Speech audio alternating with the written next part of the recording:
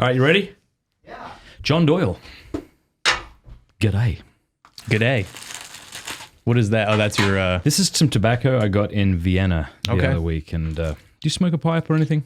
I'll have a cigar occasionally. I think I got a pipe once. Give that a whiff, see if you like the I wanted smell. to LARP like Thursday and pretend that I... Yeah. I have no frame of reference. Okay. It's pleasant. Yeah, sure. But it's nice to have you on the show. Thank you. Saw your first video of yours many years ago, and I just thought, bloody hell, this guy is very intelligent, and you phrase things really well, and so I'm glad we could finally do this. Yeah, I'm excited. So what's up? What's new? We've got 2 Red Bulls. I have a sugar-free Red Bull. Right, I was skeptical. I walked in this morning and Thursday said there's a tradition where I guess when you tape the show, you drink as much liquid as possible and as much caffeine as possible. And there's like a sudden death dynamic with whoever has a heart attack or goes to the bathroom first loses. And that's how the show is done. Well, it does. I don't know. Caffeine probably has this effect on everybody, but I know if I have a lot of caffeine, I feel very just zeroed in. Yeah. Dialed in. I can work better. Same thing with tobacco. Yeah, I've been trying to campaign that as sort of an antidote to the drug culture. Because growing up, I always had a literally like just repulsion to all drugs. I thought that it was a way of coping and escaping from reality. And so it was very off-putting to me. So I never did drugs. Yeah. But then as I got older, I realized that what that really meant was a repulsion towards this sort of sedation and sloth. And drugs that make you more focused, I actually am very in favor of. So caffeine, nicotine, anything like that I think is great. And so that's why, as you see more young men smoking or, taking Zyn, I don't even know what verb you would use for that. Yeah. But I'm excited about that because, disassociating from reality. I was talking about this with Thursday, excuse me. Oh.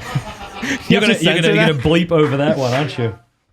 I was talking about this because he goes by so many names. I was speaking about this with Thursday, and it's almost like you're microdosing death. We take the edge off. You're like disassociating from consciousness, from reality. Whereas if you're going to take a drug, you should be like dialed in. You should be more in tune with reality, more aware of your environment, focused on what you're doing. So I'm very much in favor of that. That's interesting. How old were you when you decided drugs were stupid and you don't want anything to do with them? Maybe about 12. That's amazing. So you've been pretty passionate and thoughtful about things ever since a young age. It was, I'm not gonna tell you that it was a really convicted thing. It was more seeing what people who use drugs, how they're behaving. And when I was 12 and maybe even to an extent now, my biggest focus was how do I make my friends laugh and have fun?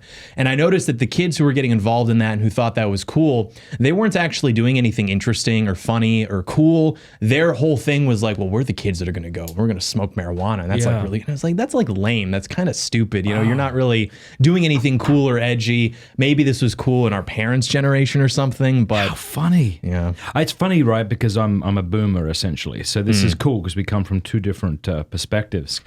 Because you're right. I think when I never smoked pot. I think I first smoked pot when I was 17.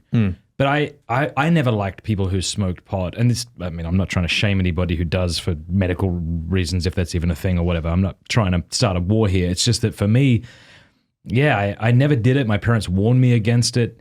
And then I remember one night I couldn't smoke pot when I was around 17 because I had to go to work. And so I was sitting with a bunch of friends and they were all smoking pot. And I saw how pathetic it looked. Mm-hmm.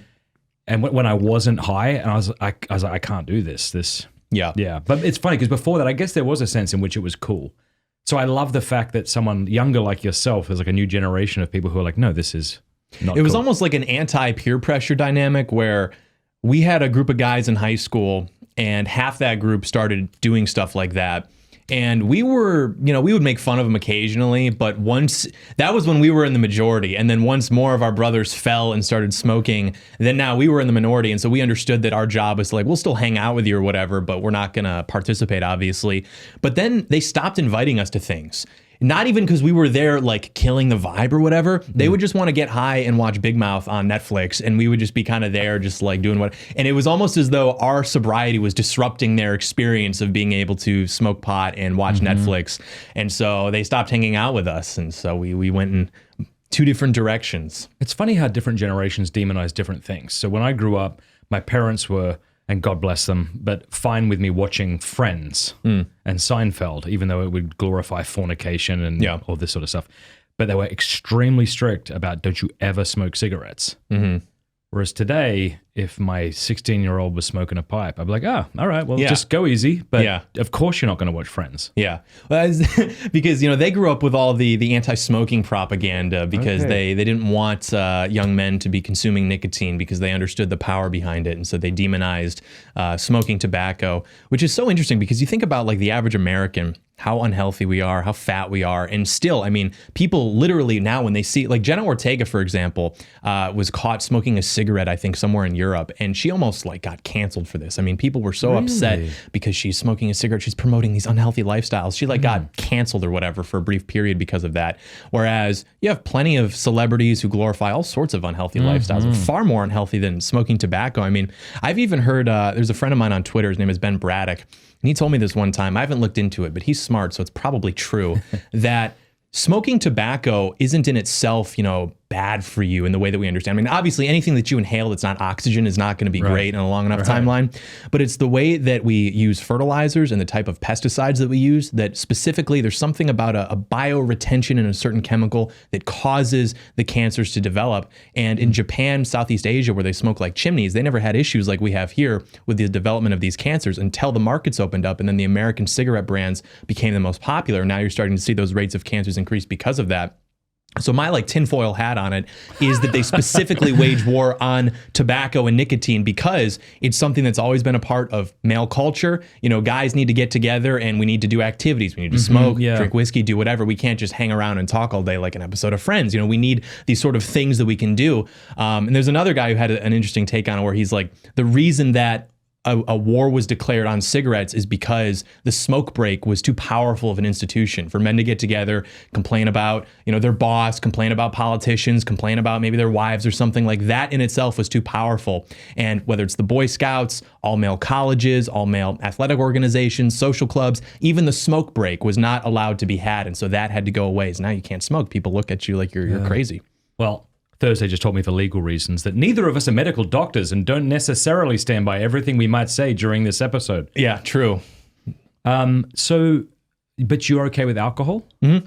Okay, so alcohol seems different, right, to nicotine or caffeine that gets you dialed in. So why would you be okay with alcohol and presumably not pot? I don't know your opinion on pot. All right, I'm going to say my exact opinion and we'll see what happens. All right. I think that no one has ever smoked weed and done anything like, interesting. I understand people have, gotten high and created wonderful albums. No one has ever smoked weed and committed a hate crime, for example. People drink though and do something like that. And I don't mean a hate crime like an actual act of hate, but if you drink and you get drunk, you become like a version of yourself that is more extroverted and just willing to engage, life as it is. Whereas you smoke weed, you just become much more chilled out. So the metric I would use is anything that makes you more chilled out, I think I'm principally opposed to, whereas anything that makes you more animated, I think I'm in favor of. Now, I don't support binge drinking at all. I think that, social drinking is okay. I know a lot of Christians have an aversion to that, not so much Catholics, but I think that vice as an idea is something that shouldn't be completely shut out.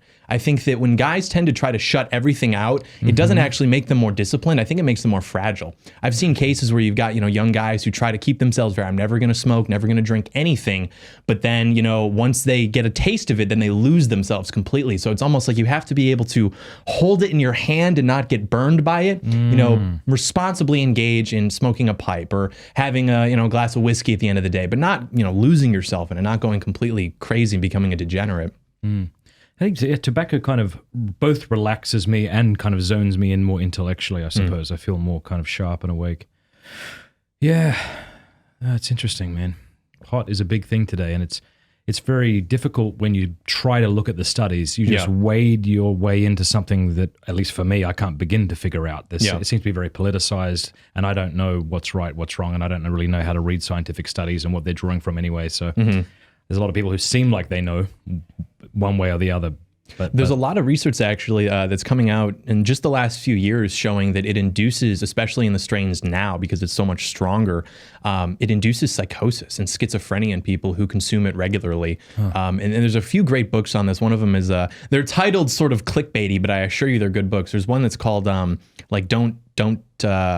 warn your kids or tell your kids or something. It's by, I think, Alex Burns' son or something, and it's all the medical literature about what smoking marijuana regularly does to you. Because, it's like your parents would say too, is like in the 70s, what we were smoking is nothing like now and it can be crossed with different things or mixed with different things. And you don't know what you're smoking. It was like synthesized in a lab. But it is true that it does lower Tell intelligence. Your Children. Yes, that's the book. The Truth About Marijuana, Mental Illness, and Violence. Yeah. No, there's a lot of stuff. And I think that was even published maybe 6-7 years ago. And recently I've seen even from more objective medical journals, studies and articles reaching these same conclusions. And again, that's like my tinfoil hat, why specifically marijuana has been so pushed. Even in my home state now, they have recreational marijuana use, and you can't go on any major highway, this is Michigan, without seeing advertisements for marijuana dispensaries. We'll deliver it to your house. Yes. It's like, why would, because the government decides to do certain things, why would they decide that we should go really hard against tobacco and promote and incentivize the use of marijuana? And I think it's because it makes people sedated, placated, they're willing to go along with whatever the regularly scheduled programming is. It doesn't make them tuned into life. It makes them completely just disassociated from it. Yeah, like if you wanted to control someone, having them eating Uber Eats, smoking pot, and watching porn would be great. That's like, you could not think of a better formula, actually, to make someone just completely apathetic. Yeah, bread and circuses. Exactly. Just delivered to your door. Yeah, I don't have a good argument against pot. I guess I would say two things. One was like yours, and another one I think is bad, but I'm sticking with it. The first one is I agree with you, at least in my own experience. It tends to absorb me in myself the times I had done it. And whereas with alcohol, it sort of brought me out of myself, provided I was drinking in moderation. Yeah. And that's kind of what you said. The second reason, which again, I don't think is a good argument, but I'm sticking with it, is we live in a society where we all seem to want to tear down taboos. Yeah. And I don't want to be a part of that. Right. So even if I don't have a good argument against it, I'd rather just hold back and not be part of that. Yeah. And a lot of people too who are in favor of it, libertarians, conservatarians, I think that they misunderstand human nature and the lengths to which people will go to access something. So when I speak about being against marijuana, people hear that as John Doyle is going to send the Doyle youth door to door knocking, and if you have any marijuana, we're going to execute you on your front lawn. That's not exactly what I mean. And maybe it's approximating it, but that's not exactly what I mean. But it's more to say, if you are going, and by the way, this is why it was legalized. People think with everything that happens politically in terms of social change, people think it's always some bottom-up movement of the people, and the government just gave us something that we want. Yes. It's never how it happened. The reason marijuana was legalized is because white-collar professionals wanted to smoke up in Colorado, Ann Arbor, Michigan, parts of Washington state without having to worry about, police and things like that. And so now we think it's because, minorities were getting picked on for just possessing marijuana. That's not that. There was an organized movement because of that class of person. But people tend to think of it like that. Whereas it's to say that if you want to be that guy, you want to be in your garage and you're smoking after work, you think maybe it has medical benefits, I don't care, do your thing. But the problem is that you are willing to go to a certain length to access that drug because you believe in it, you enjoy it that much, that's fine. But if it is legalized and it's promoted, because now that it's legalized, it's a business and I get to advertise my business like any other business. Why not? Well, now somebody who maybe was more on the fence, didn't really have an interest, maybe not, but now they're seeing everything in the media saying it's like this miracle drug. They're driving home from work on I-94 and they see a billboard. It can get delivered to my house. Of course, well, sure, I'll try it out. And so it does increase the prevalence of use overall, which I think is bad. Same thing with pornography. I want to ban pornography, and people are like, well, there's always going to be a black market. Sure, but if I can reduce consumption by 90%, am I going to be losing sleep at night staring at my ceiling fan? Absolutely not. It's about, being pragmatic, taking victories where we can. It doesn't have to be perfect, but it's that large proportion of people who otherwise wouldn't be consuming it who now are because of those incentives that we're trying to correct for. Yeah, I'm in agreement with you. So what do you then say to those who would claim to be more libertarian, who would say we should just let people do what they want and it's wrong to try to prevent them from accessing pornography? That's a system of government and thought that works really well when you have a commune of 100 intelligent people. When you have a country, think about, if we all get together and we're in this city, that works pretty well because I can trust reasonably, if Matt wants to do what Matt wants to do, it's probably not going to step on my toes too much. But when you live in a country of 350 million people and you have all these different cultures and interest groups and backgrounds, well, not everyone's going to subscribe to a tradition that was bred out of Anglo-Saxon culture, that goes back 1,000 years. People are going to come from cultures where they're more community-based, more collective.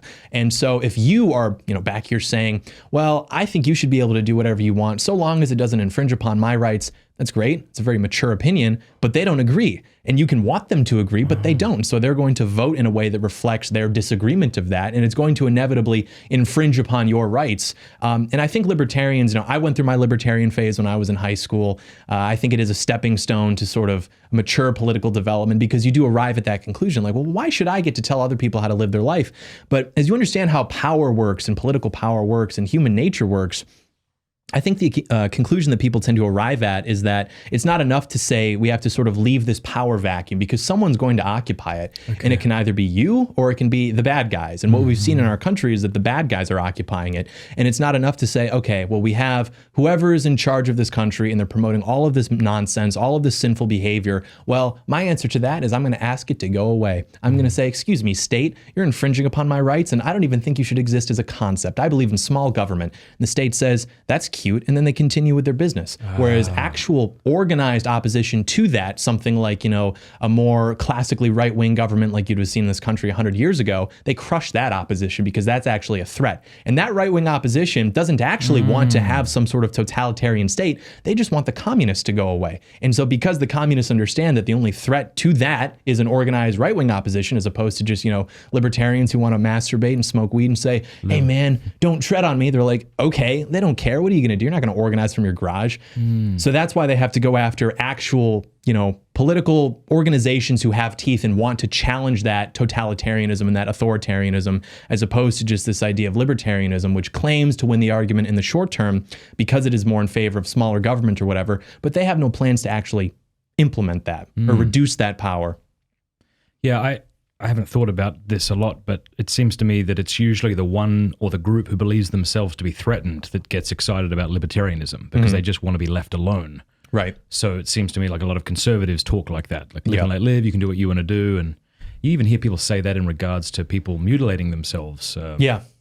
Yeah, it's a very weak position, and I think it's indicative of how much we've lost. Like, if you're in a fight, for example, and you're in a fight with, let's say, Wee Man. Remember Wee Man from the Jackass movies? No. He is a gentleman of, we'll say, low y-axis value. He is a shorter gentleman. And if you're in a fight with him, he's starting a fight with you outside of a cigar lounge or something, you're probably going to just be like, what are you doing? If he gives you a hard time, you'll like knock him out and go about your day. But if you are being attacked by Shaquille O'Neal, you're probably going to be like, just leave me alone. Just leave me alone. I just want to be left alone. It's almost like rationalizing your own inability to fight back as some sort of virtue. Like, well, what if we both leave each other alone? And so we're coming at it from a position of being already on the defense. And people do not like that sort of weakness. If there's a strong horse and a weak horse, people are going to like the strong horse. And there's a great example of this rhetorically that we've seen in just the last few years, where you had the Black Lives Matter protesters in the summer of 2020. They were going along in these downtown areas and they were breaking up private dinner gatherings, and they had their signs and they said, silence is violence. White silence is violence. What that means is, if you do not enthusiastically support our cause, not even just you agree with it, you don't have a problem with it, if you are not on board marching with us, that is actually equal to violence. That sounds like very morally confident messaging versus what is the rallying cry of conservatives that you're likely to find on a pickup truck? Don't tread on me. What does that say? I'll leave you alone, you leave me alone, everything's fine. That's not really attractive messaging. I mean, your big battle cry is leave me alone or else I'm going to fight back. Well, they haven't left you alone. Have you fought back? No. You've been masturbating and smoking weed and like voting for, the Libertarian Party who doesn't believe in driver's licenses. Like, that is what you are doing. That's your opposition. And so if you have confident messaging that believes in itself, that's going to be more attractive to people than just messaging that's like, look, what if we all just leave each other alone? We can all figure it out by ourselves. And it's like we were discussing actually before we started taping, with how the right can only exist in opposition to the left. It can only identify itself by being in opposition to whatever the left is doing. That's not strong. It should be able to stand on its own 2 feet. People understand what it's about without it simply being outraged to Dylan Mulvaney or Bud Light or whatever the clickbait issue is of the day. Yeah. I think a common question people want to know is what is conservatism, and what is it that you're actually conserving? Because it is kind of weird that we seem to think that people like Dave Rubin and maybe Joe Rogan and all these different people who I wouldn't consider close to being Christian are conservative. So what do you say when people ask conservatism is. I agree with you. Do you identify as a conservative? And sure. What is that thing that you're identifying with? The problem is the label has become so polluted that when I say that, people hear that and think that, oh, you're in the same club as like a Dave Rubin or a Joe Rogan or something like that. The technical term would be like a paleo-conservative, meaning I'm an old school conservative from like the early 20th century. That whole school of thought was co-opted after World War II in the latter half of the 20th century by the neoconservatives. And the neoconservatives were basically just liberals who did not like so much the progressive social trends of the Democrat Party, and who also really liked going to war with other countries. And so those were the neoconservatives, but they weren't really separate from the Democrats. They just had those two issues that they wanted to reorient. So you had guys like Bill Buckley with the National Review, who was really guiding a lot of this. And they, by the way, speaking of cancel culture, they invented that to a certain extent on the right, purging these formerly just old school conservative guys from these organizations, from these editorials, and creating this sort of neoconservative consensus that's lasted from the end of World War II until basically Donald Trump's election.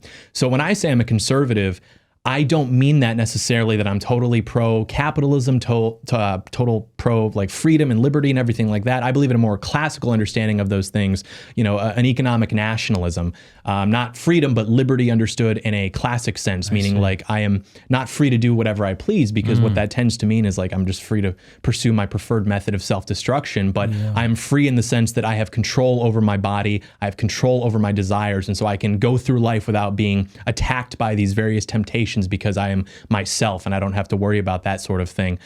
So I mean it in a very old school sense, which is honestly just the opinions of any normal man until maybe about 10, 20 years ago. So it's not as attractive to people as, some guy in a bow tie who's got a book about like these esoteric economic treatises and political theories. It's very normal, like just putting America first, allowing for normal people to be able to raise families without going into debt for a college degree. Yeah. It's honestly, it's very uninteresting because it seems so common sense, but there's been so much effort to subvert that and redirect it into so much nonsense to destroy the country, honestly, that now when you say, I'm a conservative, they're like, oh, what are your new ideas? And so it's not really a new idea, but we have to bring it back because it's what's worked. I mean, it's what built this country.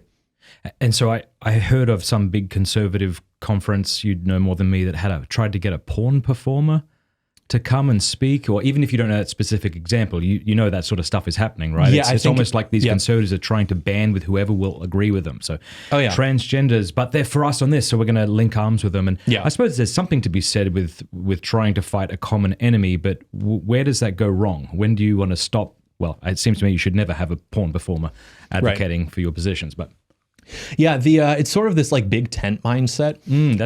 The big tent is good because it allows for more of our people to be in the big tent. But the big tent is not good when it just lets anybody in, because then it's like, what's the point of even having the big tent? If you're going to concede on issues like sexual morality, pornography, things like that, which I mean would have been repulsive to like even George Bush or something, but now like our A-list conservative conferences, this is where the serious organizing is. We've got the movers and shakers here. We're going to figure out how to beat the bad guys, and then you've got porn stars there. It's like, what are you doing? And especially too, you got young men who are interested in politics. You're showing them that this is okay, like this lifestyle, this type of content is okay. So, and that's like a lot of the problem too with conservatism is they worship capitalism. They worship the GDP. As long as the number goes up, that must mean that the standard of living is going up. That must mean that the country's doing better.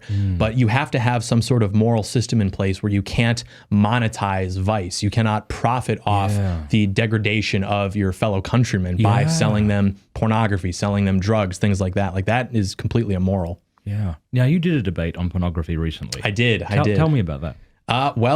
So this was sort of like when you conquer an enemy and then you, just as a humiliation ritual, 10 years later, you go through and you like execute all the old generals, like just to like totally mog on the conquered people. So there is a transgender individual whose name is Brianna Wu, and this person was involved. So it's a fella. Yes. Okay. This person was involved in a phenomenon called Gamergate.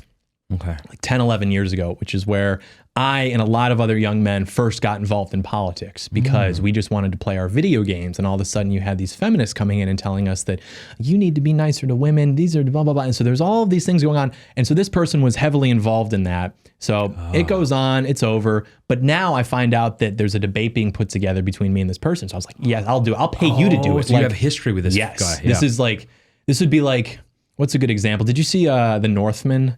No. Or Red Dead Redemption, maybe the video game. It's like if your father were executed and you grow up and you see it happen and you grow up now and this guy's old and decrepit and now you're the strapping young man and you go and you find him at his homestead and say, it's like, my name is Inigo Montoya or whatever. It's like, you killed my father. So it's that sort of dynamic. So we were debating the issue of pornography, and I was approaching it from the position that we should completely ban it.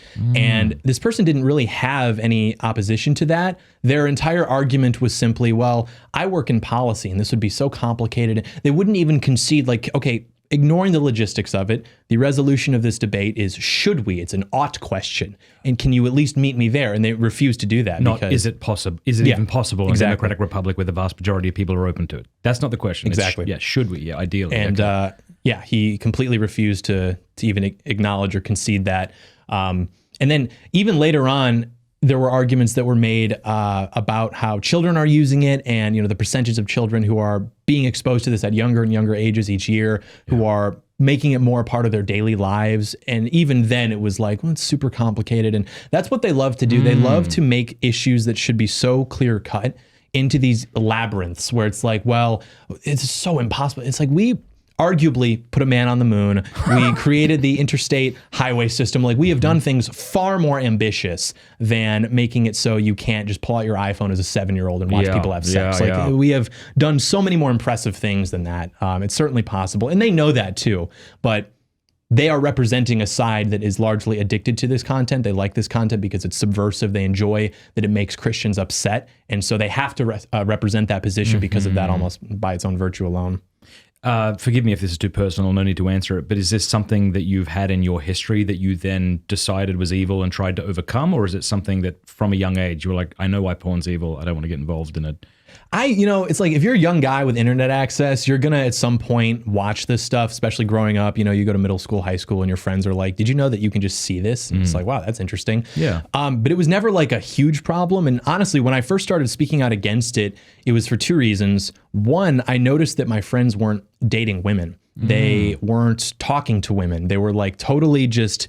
And they're not weird guys, by the way. Like, the guys I went to high school with, they were like normal, funny guys, but they weren't going on dates. They weren't talking to women, and they would talk about, some of the stuff that they were watching on the internet. And so I sort of like blamed that. And then also, it was partially like a content thing, because I noticed that no one was talking about this. I was like, shoot, if I can get in ahead of the curve, maybe we can like make this into a bigger thing. And I don't want to take full credit, but after I made my first video about it, and I think it was fall 2019, there were a lot of larger conservative YouTube channels who came out and they made videos about it. And because I know that they have producers who watch my stuff, and so maybe they're like, hey, we should talk about this. So I can't take credit. I don't want to take credit, but it was good that we sort of went out there and jumped in ahead of time. But you look at what it does, and these are the arguments I tend to make, because I know that there are arguments about how it affects marriage and how it affects how we are perceiving women as men that are negative. But the arguments that I think resonate the most with just like normal guys are what it does to you as a man, and how it makes you weak and placated, and you're draining your life force into a screen for nothing, for ad revenue. And it's just this very humiliating and debasing thing that you're doing to yourself. And for what? For like a temporary dopamine hit. And so and then after I made those videos, I started getting emails from guys telling me like how bad it actually is. So I didn't even know the extent of the problem. I assumed, okay, guys are watching this, they probably shouldn't. It's probably having a negative effect on their spirituality, on their mental state. But then I found out about how deep the iceberg actually goes with like what guys are doing and how often they're watching it. Like, some guys who are really addicted to it, it's like crazy. And they need to be told, because they know it's wrong and they probably know what it does to them, but they almost needed to be told in a concise piece of content, just stop. Like, this is what you're doing to yourself. And I was kind of mean, honestly, in some of it. Like, I was calling them names. I was like picking on them a little bit. I want you to do that now. For those, because there's fellas who are watching this, I love that you're doing this, because there's younger men, they've been, I mean, it's a religious propaganda in a sense that they get, this stuff gets thrust upon them at an early age, and their passions are all disordered, and they need someone to speak to them like that. I agree with what you're saying, because often what we do is we can get very philosophical about pornography, which I tend to do. The problem with pornography is it thwarts the end of the sexual act, and it's intrinsically evil because of this. It's like, all that's true, but also it can make your penis not work. Like appealing to what people, their buy-in, and then leading them from there. So I'd love you to do that. Get mean. There's been like 1,000% increase, I think, in the last 15 years of erectile dysfunction because of that. And there's also things where it's like, look, if you're a guy and presumably you want to be the guy on the screen having sex with a girl and you're not, you're just like in your room by yourself. It's like you're kind of a cuck, actually, is the word that typically tends to be thrown around in these circles. And then also it's just like totally weak. I mean, you're draining your life force, like I said, for nothing. You're getting nothing in return. Draining your life force? You know, there are some right-wing theorists who would say that like a man's semen is literally his life force. Okay. And like boxers, for example, famously will not have sex like 2 weeks before a fight because they retain that and they want that sort of, because as a man, you know, your testosterone goes up, you're more in tune with life, you're more dialed in. Whereas if you're just in your room, you know, jerking off 3-4 times a day, you're like weak. You have no motivation to do anything because it fries your dopamine receptors, and your dopamine receptors, dopamine as a hormone, that is what makes you go out and do things and chase achievement and accomplishment. And if you're just draining that for, you know, pixels on a screen, it's like, what are you doing?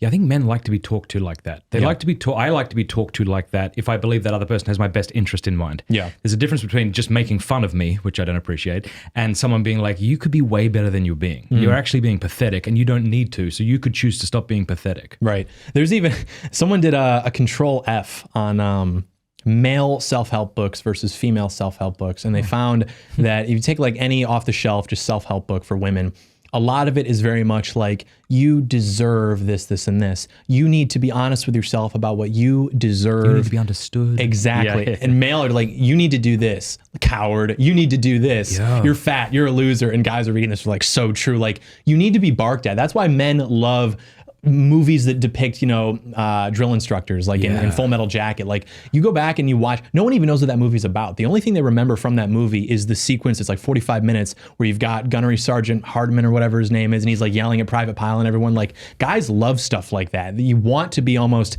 like just a monkey waiting to be shot into space in a uniform with a bunch of other guys going through like some terrible experience. Like, in the moment, if you're doing like conditioning workouts in high school, you're like carrying, you know, 60 pounds of tent equipment up a hill in Boy Scouts. It sucks. It's the worst thing ever. But you look back and it's kind of like, do you remember when we had to do that? Like, it's a great experience. And yeah, so guys, they need to be talked to like that. And that's one of the problems too, is nowadays fathers, if they're even involved, they largely have adopted this sort of, well, I'm going to be rational. I'm going to explain to them and get down to their eye level and tell them things. And mothers too, who we love, but they are not equipped to raise young men by themselves, obviously, because their instinct is going to want to predispose them towards being nurturing and being protective. And I can remember my mom, even, you know, I would do something really bad and my dad would want to yell at me and he would want to, you know, spank me or whatever. And my mom would shield me. And at the time I thought, oh, mom, he's my savior or whatever. But I needed that, actually. I was doing some pretty stupid stuff. Yeah. So it was good to have that sort of balance, of course. And I think that as men are sort of chasing that father figure because maybe their parents are divorced, because their father, for whatever reason, is just like weak and just wants to sit in the lazy boy and watch, you know, the Dallas Cowboys or something, they seek that in guys like Jordan Peterson or Joe Rogan. What does Jordan Peterson do? Jordan Peterson takes fatherly advice and explains it through the lens of like Jungian psychology. Does that need to happen? For some people it does, sure. It's like great content. That's why it resonated so much with so many millions of men who maybe weren't told that, maybe didn't have that communicated to them sufficiently, but it's like it worked. And so the interesting thing about content like that isn't so much like, oh, this is a model that works. It's like, well, why does it work? What is happening within our culture where young men need to be told these things that would have been so self-evident to guys even maybe in your generation? Yeah, what switched? Because it feels like when I was a kid growing up, you would hear about people talking about their exploits, sex outside of marriage, porn, and that was even kind of joked about. Like the protagonist in the funny movie you're watching is addicted to porn or sleeping around. Whereas now, like I don't know if Jordan Peterson could have been popular back in the 80s or 90s if he came out swinging the way he has. No. So do you know what flipped? Was it just that we ate too much of the junk food and now we're throwing up and we know it's not healthy anymore? That could be it. I think you're right, though. He would have been laughed at. But your generation is famously very cynical, I think. Are you Gen X technically, or you're an older millennial? Maybe? Am I Gen X Thursday? Yeah. It's funny, these generation things mean a lot more to you and him than people like me. Yes. And he tells me it's because of the technology divide. That is true to an extent, especially with my generation, Gen Z. It's almost the first generation to have like a micro generation where I, as someone who grew up, I was born in 1999. Late X, early millennial, he's telling me. All right. I was born in 1999, and So my experience with technology was very ornamented. It was like, okay, well, we have a family desktop. I'll go to cool math games or addictinggames.com. I'll play little computer games. But it was not a necessary component of my existence. Whereas I call them the post 9/11 Zoomers, these kids who were born after 9/11, they grew up and, by the age, they were 6 when the iPhone came out. I remember when my dad got an iPhone, it was like, whoa, this is like crazy. But now they're just so used to it. And there is a huge divide between guys that were born between, say, 97 and 2001 versus guys that were born after 2001 in the way that we experience culture and the way that we experience the world around us, our sort of attitudes towards things. And typically that is what defined the generation. But now it seems as there's almost literally like the micro generations on either side of that with Gen Z. And I think that you're probably going to see the same way that there's the micro generations in Gen Z with Gen Alpha or Gen Beta, I think following, you're going to see that same divide, the sort of like bimodal distribution, but it's going to be between parents who raise their kids just going along with the trends. Oh, it's easier to give them an iPad than to interact with them and play with them, versus parents who observed what happened in my generation and were like, okay, we need to actually overcorrect and limit that technology access because we're seeing what's happening with these kids, with the kids that were in Gen Z. And so they're going to regulate that technology to almost be maybe at the level that it would have naturally been at for me, just like, oh, we have a family computer or something like that, but it wouldn't be an instrumental part of their day-to-day. Totally. No, everyone here in Steubenville, I mean, almost everyone is like that. And I think what's important too is if I'm going to withhold technology as we talk about it today, iPads, computers, and phones from our children, you really, if you can, want to somehow embed yourself into a community of others who are also doing this. Yes. So the kid doesn't feel weird. You know, I think if you send a kid to a school today, public or Catholic, and don't give him a phone or an iPad, he'll feel like a leper by the time he's a social leper by the time he's 8 or 9. So we made the decision to homeschool and kind of implant ourselves in a community of other people who are just normal and happy. Right. And that's absolutely true. And that's another thing that I get into it with libertarians, because it's the same thing where you'll have kids going to school and they're showing each other, pornography, or they're getting each other into drugs. And parents will say to me, well, the state shouldn't get involved. I will just raise my kids different, and those other kids will be good examples of, what's, and it's like, that's true, but there has to be, like you said, an economy of children. Your child needs to be able to go outside and see these little clusters of bikes at various houses throughout the neighborhood. That's what I had. That's what my dad certainly had, but I don't see that anymore. When I drive around, whether it's in Michigan or in Texas, you don't see those bike clusters because everyone's inside. They're, on their phones, they're scrolling. And even when they do hang out, if you've ever observed a Gen Z hangout, they're just like on their phones or like doing drugs. They don't really do anything mischievous. I think that's very important for young men to get into. It's like mischievous activities. I completely agree. And they just don't. They're just totally disinterested in that kind of stuff. Did you do any cool mischievous stuff when you were a kid, or? I am unironically of the opinion that between the years 2014 and 2018, my trio and I had the most fun of anybody breathing. The stuff we would get into, like, it was to the point where people at our school like would observe us almost as if, and I know that sounds, by the way, so narcissistic and like, get over yourself. I swear it's true, because we would just like get into these activities and just like do things that people thought were funny. Like, we used to play this game where, this is like totally illegal and wrong, but we would go and we would try to steal wet floor signs from local businesses. And it was a competition. Like, okay, this week. How many can you get? Yeah, literally. in the trunk. And so it was just like so stupid, because like we could do it in a very sneaky way, or we could just straight up do it. And business would be like, what are they? Is that the wet floor sign? And they wouldn't really care. But it was funny because you develop a sort of skill when you do things a number of times. And so I remember one time, my two buddies and I, we went to go see a movie downtown. And we saw, maybe it had just rained or something, it was over the summer, there were like 3 or 4 wet floor signs in the lobby. And so we were like, okay, we got to get those when we leave. So we're walking out, and there's, theater employees, there's a concession stand. And one of my friends was a really tall guy, and he had a hoodie on. He walked by, and there was an employee standing in front of the sign, but he was facing away from it. And then there was a door at the front. So we were going to go out the side door and go back to our car. And so I had mine, my other friend had his, and we were like, leave it, it's too risky.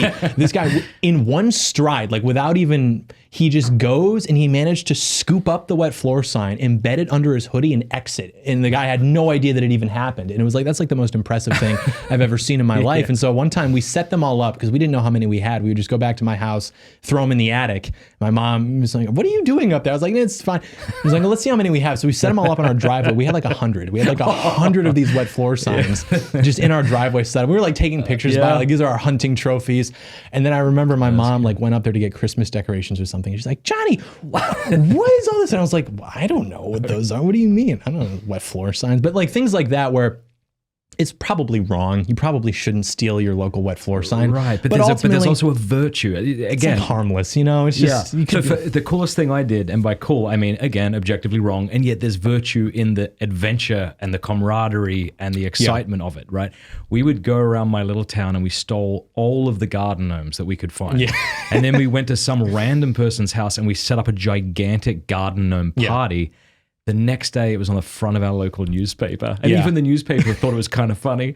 But, or we'd knock on doors and run away, throw eggs at teachers' houses and things like that. Yeah. But what was beautiful about it isn't, defacing people's property. It's that I'm with my guys and we're doing something dangerous. Exactly. And we feel alive and there's a bond here. And as I hope that young people are doing stuff like that today. Unfortunately, my son timestamps these videos, but...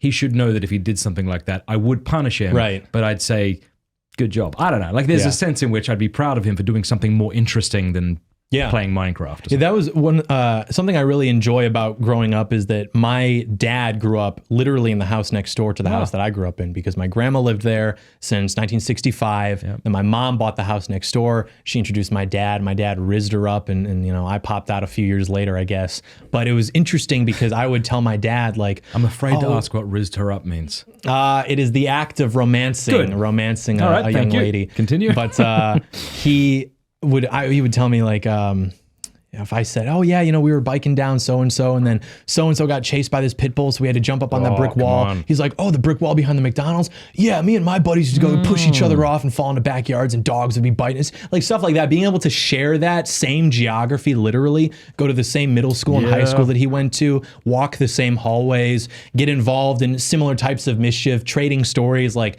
that's probably my favorite thing about growing up as a young man nowadays was being able to sort of not necessarily walk in the same path, but it's almost parallel in a way because it was the same area. And that's something that is very unique, I think. And I don't know anybody else that can kind of say that. And so I'm very grateful that I have that sort of upbringing that was just so rooted and so parallel. Yeah. What's your opinion of video games for young men?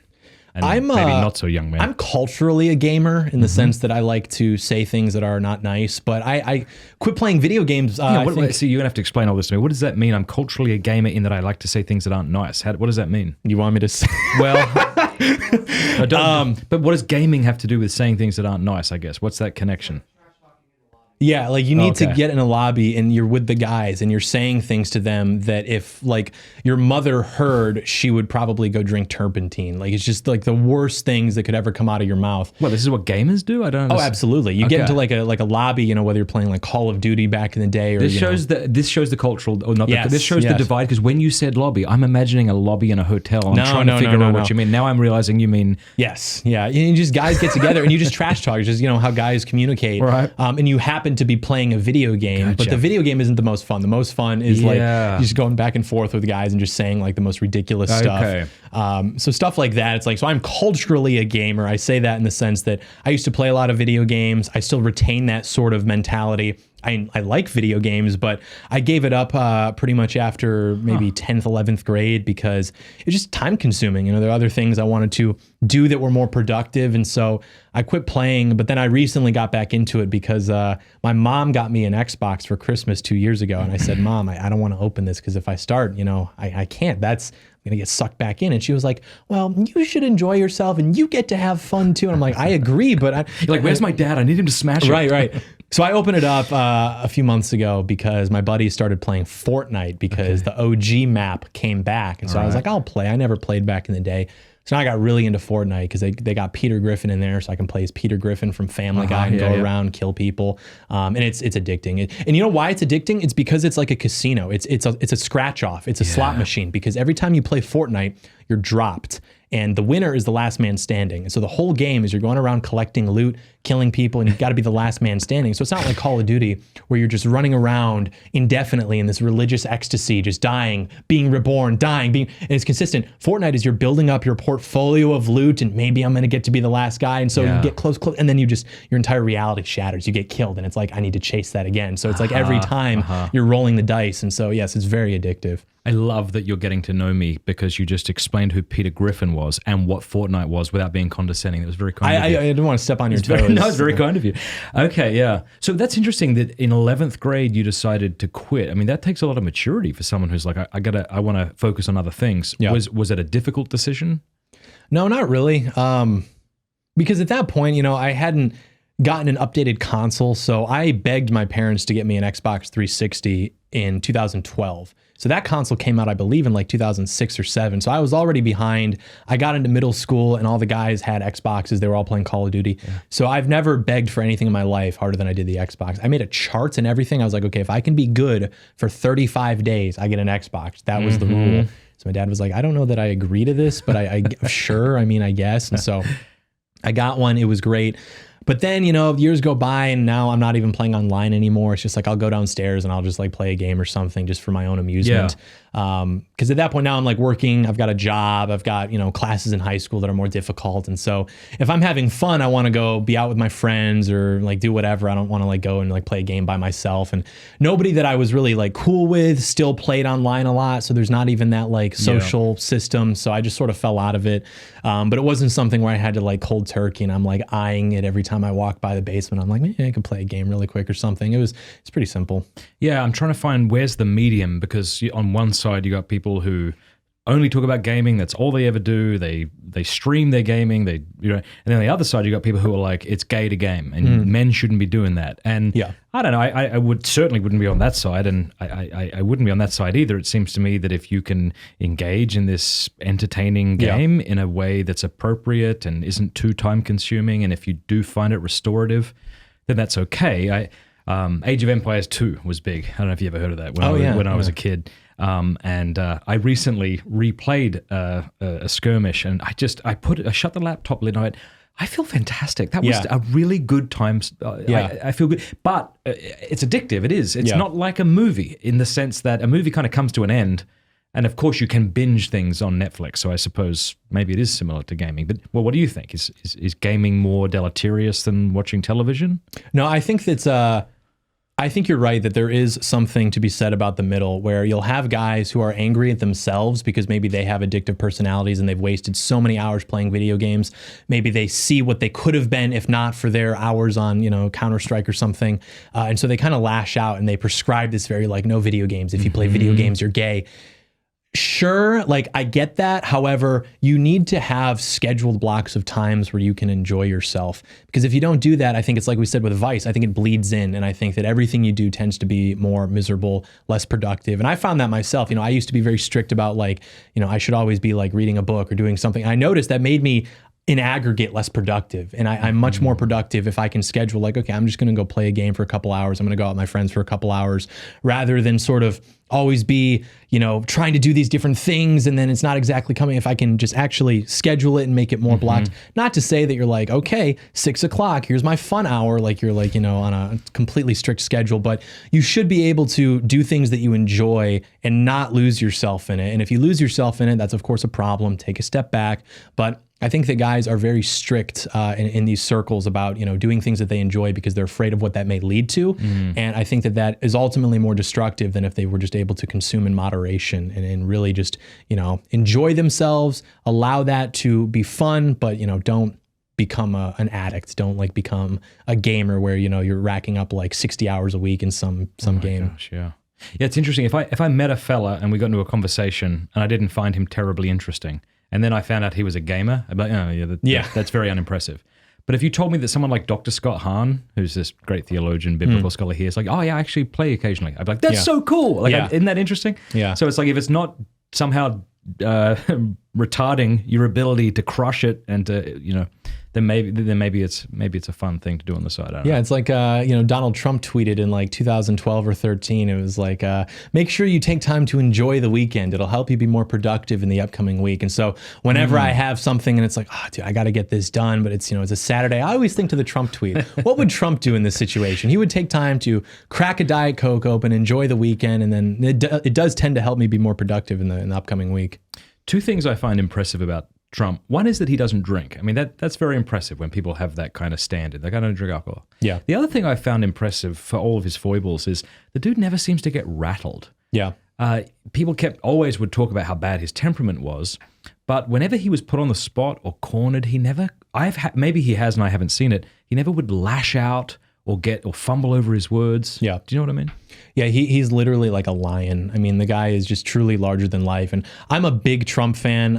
Anybody who knows me will tell you that. But it's not because I am just fascinated by like the aura and I'm buying into some. It's because I know these things about him, and that is personally inspiring to me. Like the way that this guy has always just been like a machine and totally willing to commit to projects and get the job done, and be this sort of like larger than life cultural figure who stumbled his way into being truly, in my opinion, a man of history, is always just been very inspiring. And in the way that, everything that he's gone through, people forget that like George Bush was called a mean name here and there. Ronald Reagan was, compared to Adolf Hitler, but having assets seized, being indicted federally, this is unprecedented. And the reason for that is because he challenged American political orthodoxies, which were the consensus, undebatably, for 50 years. And he came in and he challenged those successfully, and he resonated with normal Americans, middle Americans, and that's why they can't stand him. So any baggage that Trump may have is manufactured in the minds of the public. And what that means is anybody who's involved at a high level in politics, they're going to be making money on the side. They're going to have some skeletons in their closet. The reason you hear about it with Trump specifically is because it is decided that you will hear about that. They had stories about George Bush, I'm sure. Anybody who seeks office, there's going to be some hit pieces or something like that. But in terms of consensus media coverage, even on the channels that are supposed to be in your court or in your corner, like Fox News being what they were to him in 2015. People forget that, but they were very critical of Trump in 2015. They were saying that he wasn't actually a conservative. They were saying that he, used to give money to Hillary Clinton. People were saying that he was actually a plant from the Democrats to stop rising conservative star Marco Rubio. Like these were all theories. And so there was all this opposition towards Trump. And like the guy just fires off a tweet and you're going to sit there and think that you get to say that his temperament is bad. I mean, you couldn't imagine the stuff that this guy's had to go through. And even compared to the opportunity cost, he could have retired at the top of skyscrapers that are golden with his name at the top in all the greatest cities in the world, supermodel wife, whatever he wants to do for the rest of his life. And if he had have just praised the Democratic establishment, they would have heaped praise on him and he would have been the good guy in the media. There's no rational motive to put all of that aside because he wants to save his country. Like the only explanation that makes sense is that he actually does love his country. He loves the life that it's provided for him. He loves the people in the country, and he hates the people who have destroyed it and profited from that. And I think he's always felt a sense of resentment because he doesn't speak like, an educated, like he went to, I think, UPenn, he went to an Ivy, but he doesn't speak like he's Ivy League educated. He never really was involved in an industry that was really, I guess you'd say, respected by those circles. They knew Donald Trump, they knew he was a celebrity, and they invited him to things, but he was never truly like a traditional elite in the sense. He seemed like a more blue collar guy who just found a way to brand himself and make a lot of money. And so I think he's always felt a little resentful towards them because of that. And then when he sees the way that they've destroyed the country, you can go back and watch his interviews on the Oprah Winfrey Show in the 1980s. Yeah. And it sounds like a Trump rally in 2024. And that's why they were able to say he's not really conservative, because like we were discussing at the beginning, in a real conservative policy platform, like he doesn't really care about these sort of intricacies. He's just like a normal American patriot. And that is really closer to what conservatism used to be than what it has devolved into now. And so because of that, they were trying to, hit him from all these angles and tank him and get in, a Ted Cruz or Marco Rubio. But his ability and his stamina to just keep going and keep persevering is just like, he's truly peerless in my opinion. How do you then admire him without kind of becoming a sycophant? Presumably as a Catholic, you would want to criticize him for his views on in vitro fertilization, abortion, transgenderism. Like these things seem like disgusting, immoral things. Not to mention how he's treated women in the past. So it's like, how do you not just become play defense to those who are coming at him and overlook the things? Yeah, it's a great question. And this is something that a lot of good Christians will ask me because they, have problems with these things, obviously. And I have problems with these things too. But I'll say that I've never come out and said, I love Donald Trump because he's such a good husband and he inspires me to be a great husband. What I like about Trump is that he is able to create this political force that I believe creates opportunity for change that otherwise we wouldn't have. And so, for example, Trump was hosting, I think, gay weddings or something at Mar-a-Lago maybe a year ago. And this was when Kanye West was running for president. Okay. So Kanye West was running for president and he was going to be the Christian candidate who comes in and installs theocracy and we're going to have Christ first. That was great. So I got a lot of flack from the people who wanted, Kanye West because I was basically running defense for Trump about some of the, more socially liberal things that he was doing. And I was saying, look, we have to meet people where we are.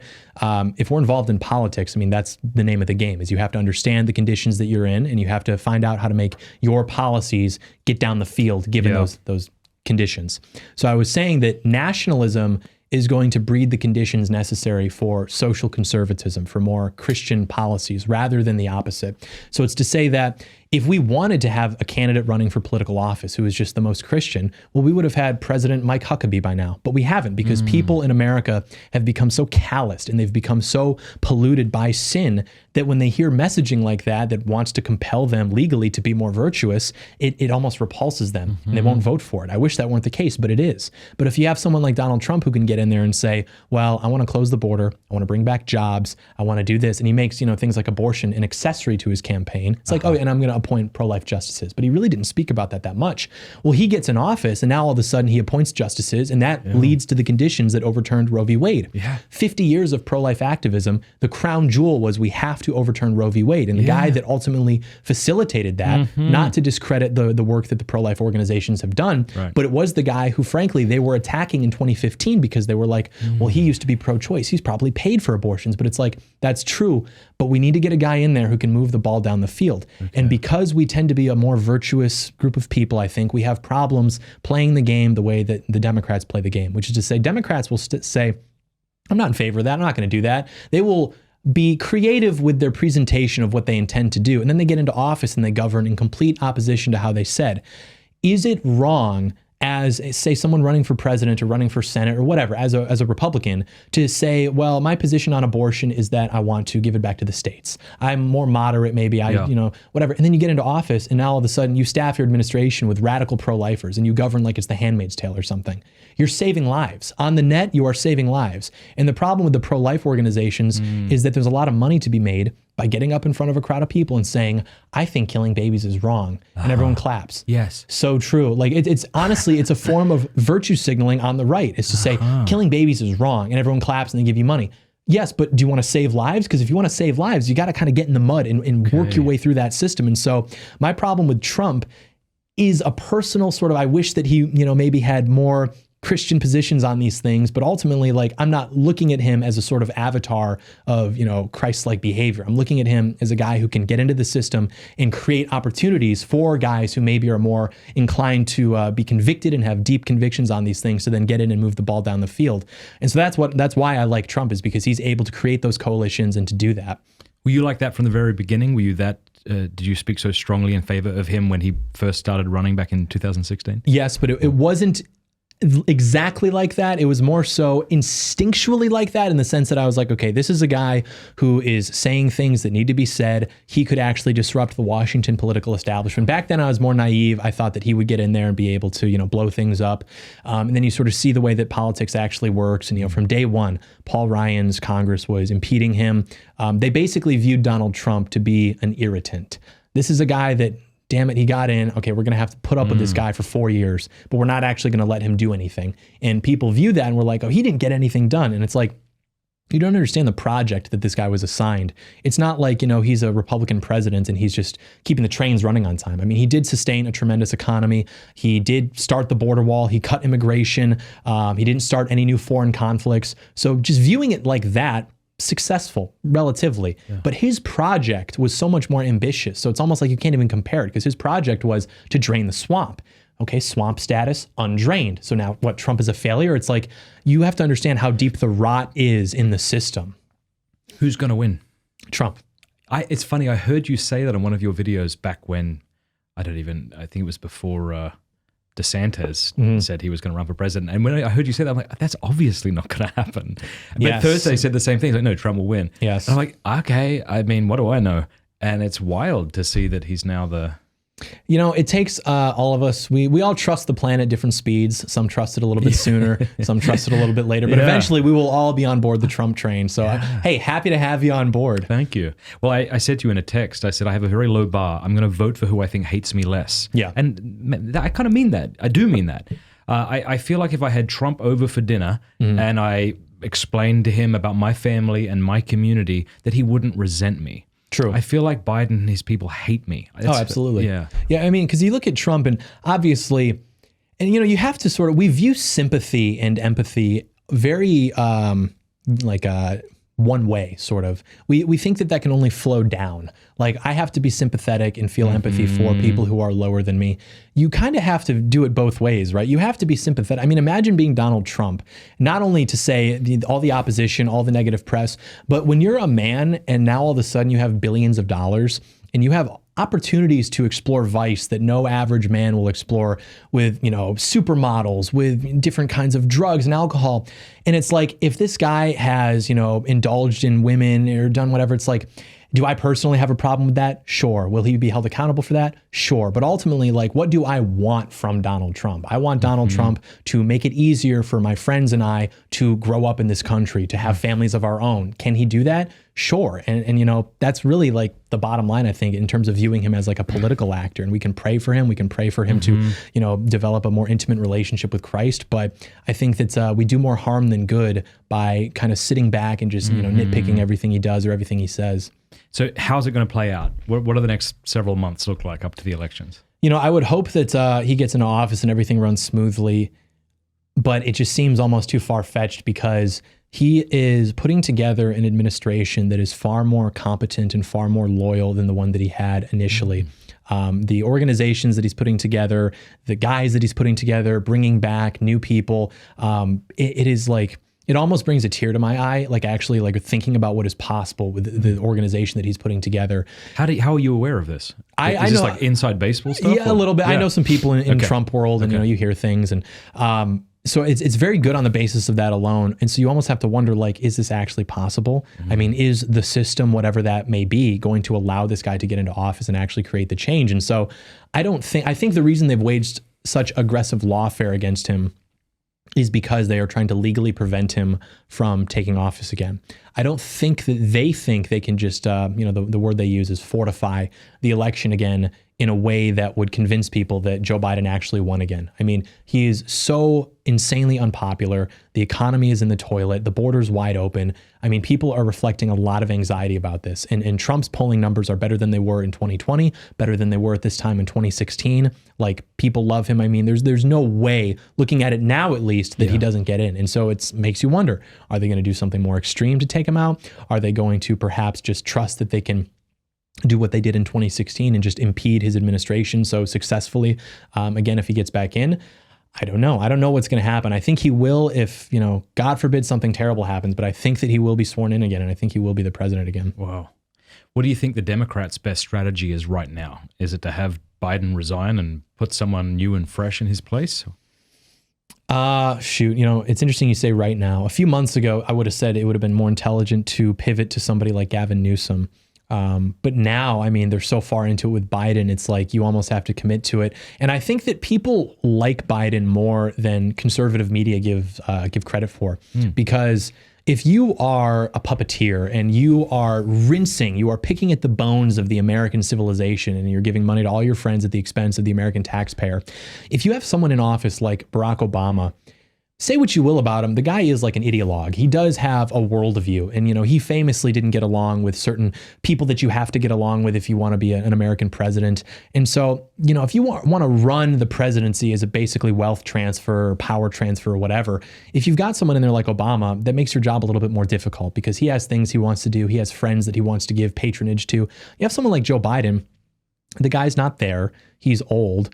You don't have to exactly guarantee him speaking tours and book deals or whatever. He's very happy to retire to Martha's Vineyard and drive Corvettes and eat ice cream for the rest of his life. Do you think that's true that he is? I mean, I would think that if he was content with that, he wouldn't have run the first time and he might resign now. I'm sure there is an ego thing. I don't think that he wants to step down, but it's to say, like, looking forward, say he wins the presidency again.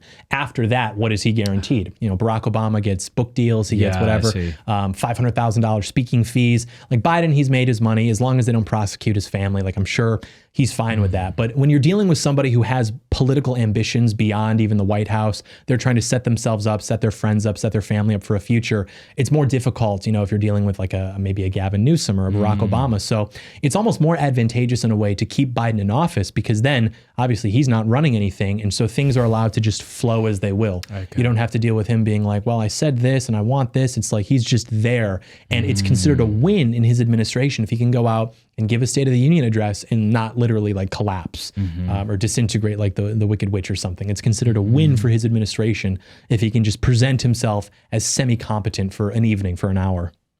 Yeah, and the fact that everyone seems to be tripling down on just how cognitively aware Biden is, you know? He's so sharp, so smart, so in control. Yes. That seems to indicate to me that they definitely want him in. They're not going to go back on that. They're not going to have him retire. Yeah, it's a level of propaganda that would make like a Soviet commissar blush. Yeah, truly. It really is. You watch these people speaking and you're lying. You're even saying things like, I wouldn't say it's not true. I'm like, yes, you would, though. That's a lie. Yeah. I've read there's a Solzhenitsyn quote, which I'll butcher because it's too layered, but it was something like, they know they were lying. We knew they were lying. They knew that we knew that they were lying, and we knew that they knew that we knew that they were lying, but they were still lying. And it's like the same thing. It's like they know, everyone understands the game that's being played, but it continues, and we're just impotent to do anything about it. Are we far too boring and fat for civil war? Or will there be some kind of civil war? No way. Tell me about it. What do you think? Which, of course, we're not advocating, but what might result? 10 years from now, 5 years from now, it would 10 months from now. You know, there's a great American political tradition, of course, of civil war, secession, things like that. I think that men are so starved of like actual masculine activities that we almost have this like ultimate fantasy of just like a civil war or something popping off. I think that's why media like, The Walking Dead, this sort of like post-apocalyptic media is so popular. We as Americans, we almost still crave the frontier. We want the wasteland. We want to conquer the unknown. So I think that's part of the reason why it's so quick to just like, oh, Biden said he's going to raise taxes. Let's have a civil war, something like that. But the reason it won't happen is because when the Civil War happened, when the War of Northern Aggression happened, you had parallel institutions on both sides. You had institutions in the South, you had elites in the South. It was truly this sort of like different cultures that were, under the same flag. And so it was much easier to sort of form that divide and understand what's happening. Whereas now the divide is like what? Suburban, rural areas versus cities. There's no like clean line. Also, like, what are we even going to fight the Civil War over? I mean, typically when we have that rhetoric, it's because like they took Aunt Jemima off the syrup bottle, or they said Mr. Potato Head's going to be gender neutral. Like, people have 401ks, people have money, they have houses. They're not willing to take up arms, especially too, because what are you going to be, 45 years old and you're going to go clear neighborhoods with your friends? No, I mean, people are out of shape, they're fat, they're not proficient marksmen. It's just fantasizing, but it's not actually a real thing that could happen, especially too, because we don't have, like I said, any power. There's no leadership, there's no organization, there's no institutional power. If something like that happened, it would either be crushed by Washington or perhaps like some other power would come in and fill the vacuum, but it would certainly not be advantageous for us. Things would only get worse because like J6, it would give them an excuse to do what they fantasize in private conversation about doing, which is putting people in jail, droning neighborhoods or whatever. It would not be good at all. And that's not to say like, don't do anything, just keep voting, but it's to say like, just be smart, don't advocate for something that's going to get you killed. Like, for example, that guy, I think in Utah or Montana or something, he was this baby boomer blowing off steam on his Facebook a few months ago saying, I'm going to get Joe Biden. And they no-knock raid him at like 4 a.m. They kill him. Because, there's no shortage of that. I mean, if you tell the FBI, like, hey, you can go like kill white Christians in the middle of the country, you're going to, lines out the door for that kind of mission. So it's not a serious solution to the problems that we have. And so generally, I think it's a waste of time to discuss, but there's, of course, an incentive to discuss it because it's edgy. It's sexy. We're talking about overthrowing the government. And it's like, Sure. So how does this end then? I know you're not a prophet, but... Well, I would think that either we successfully take control of the government again, which is possible. People think it's impossible. It is possible. Or you could see a sort of de facto balkanization. Like, look at what happened, for example, a few weeks ago at the border, where SCOTUS said that you can't remove, or you can't stop the feds from removing the razor wire or something like that, or you can't stop them from putting it down there. Yeah. And everyone thought that Greg Abbott was openly defying a SCOTUS order. And then you had some, nerds come out and they were like, well, actually, technically, it's not that, so it's okay. But they believe that it's in defiance. Greg Abbott ostensibly believes that it's in defiance, and power is all about perception. So if people are perceiving, wait a minute, there's a conflict here between this state, which is a border state, and the Supreme Court, what's going to happen? And you saw all these other governors signing on to it. Now it seems like it was all just theater, of course, and they're still busing illegal aliens into the country. But that is an interesting sort of peek into what the future could look like, where you've got governors who are saying, I'm just not going to listen. We have people pouring into the country. I have the ability to secure the border. You are not meeting your constitutional requirement to seal the border, and so I will just do that for you. And if you want to send troops in to try to stop my state troops from enforcing what you should be enforcing, good luck with that PR crisis, especially in an election. You've got Joe Biden coming up for re-election. He's already very unpopular. You really want to risk those optics.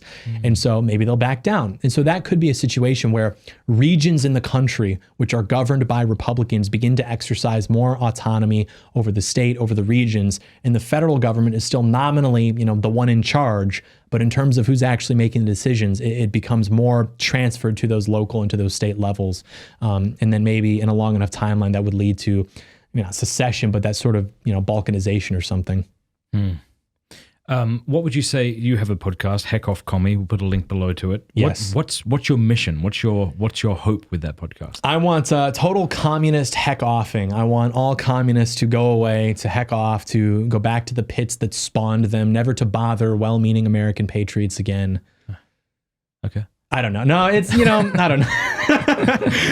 I don't know. I am trying to, I was looking at the way that the media sphere existed, and it did not meet my standards. I'm very high maintenance, and I thought maybe I could add something to this discussion. Maybe I could take young guys and get them in a direction that is more correct, more virtuous, more disciplined. And if I can do that, then that's great. Yeah. And we've been largely successful at that. And so it's how have you decided that you're successful?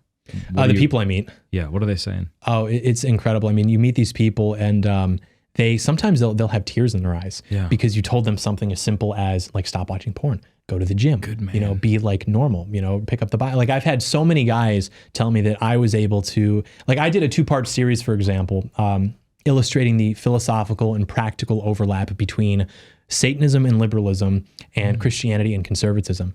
And that was the first time a lot of guys who started watching my channel because they wanted to hear about why, libtards are silly. But now all of a sudden they're hearing intelligent Christian commentary. And so maybe I should check this out. So we've brought a lot of guys to Christianity, to Catholicism in particular, because of that. And so the strategy with it has always been understand the conditions of the sphere, cast a very wide net, silly name, Heck Off Commie, black and white intro. This guy's a total dork. Fine. Then I am allowed to exist on the platform. I get the young guys watching, and I can pull them kicking and screaming into how they should think about the world. And it's been very successful. We've had a lot of guys go on, they move on and they end up working in politics, working with local community organizations and just doing great things. And it's not because of me, but I consider myself the toy maker. My job is not to make content that, you can nod along to every day and be like, oh, so true. The people I disagree with are so stupid or whatever. Yeah. But it's to take young men and pick them up, you just wind them up, and you just set them off. And where they go is so beautiful. Who knows if they go that way or this way, but where they're going is somewhere more positive, and it's because you gave them those seeds, that information that they needed to sort of correct their path in life, and then they go and they do something great. There was a friend of mine who's actually a speechwriter for Trump who told me he was teaching at Duke University for a while in the poli-sci department. And he said that he arrived at a sobering conclusion, but it was ultimately inspiring, where he said that you have to kind of be comfortable with maybe the fact that you won't necessarily yourself do something great one day, but you can sort of through butterfly effect influence somebody who maybe will. And so I see little instances of that where someone will reach out to me and they're in a position that's very good, maybe even better than, you know, my position as an internet bigot, where they're now doing something great and they're moving the ball down the field and they say, hey, you know, because I saw this video, it's like, I can kind of think of that as like a micro win for myself. And that really is what motivates me. You know, initially, it was because I wanted to like dunk on everyone I went to high school with who were like, you know, liberals and didn't like me. And I was like, oh yeah, well, remember all those things you used to say about me? Well, now I do it for a living and just like get owned. But now it's much more like the people I meet at these events, you know, you'll have like, I'll give like 24 hours notice. It's some random part in the country. Like we did one a few months ago in like some city in northern Georgia, not even like at a political conference, not even in like, you know, a big city, just some random organization that invites me. I'll post on my Instagram, hey, I'm going to speak here tomorrow. And I'll get a room of like 100 guys. It's like, this is cool. This is power. Like, this is what it looks like. You know, it's these instances and they add up and we can get guys going in a good direction because you asked me what my most offensive opinion is. This isn't offensive. It's just true. History has only changed when a group of guys decide that it's time for that to happen. And I think that's why, you know, like we said with tobacco, male organizations, there has been such an effort to destroy those because whoever is in charge, they enjoy their power. And power obviously is going to destroy anything that challenges it. And I think young men getting together, being allowed to exercise male behavior, just being themselves, boys being boys, when that happens, things tend to happen. That is when history changes. That is when real serious events occur that could make the country and everyone's life better. And so insofar as I can facilitate that or encourage that in any capacity, like that's my job. Yeah, I had Andrew Willard-Jones here the other day and he said the beautiful thing about communities is you can't be gaslit.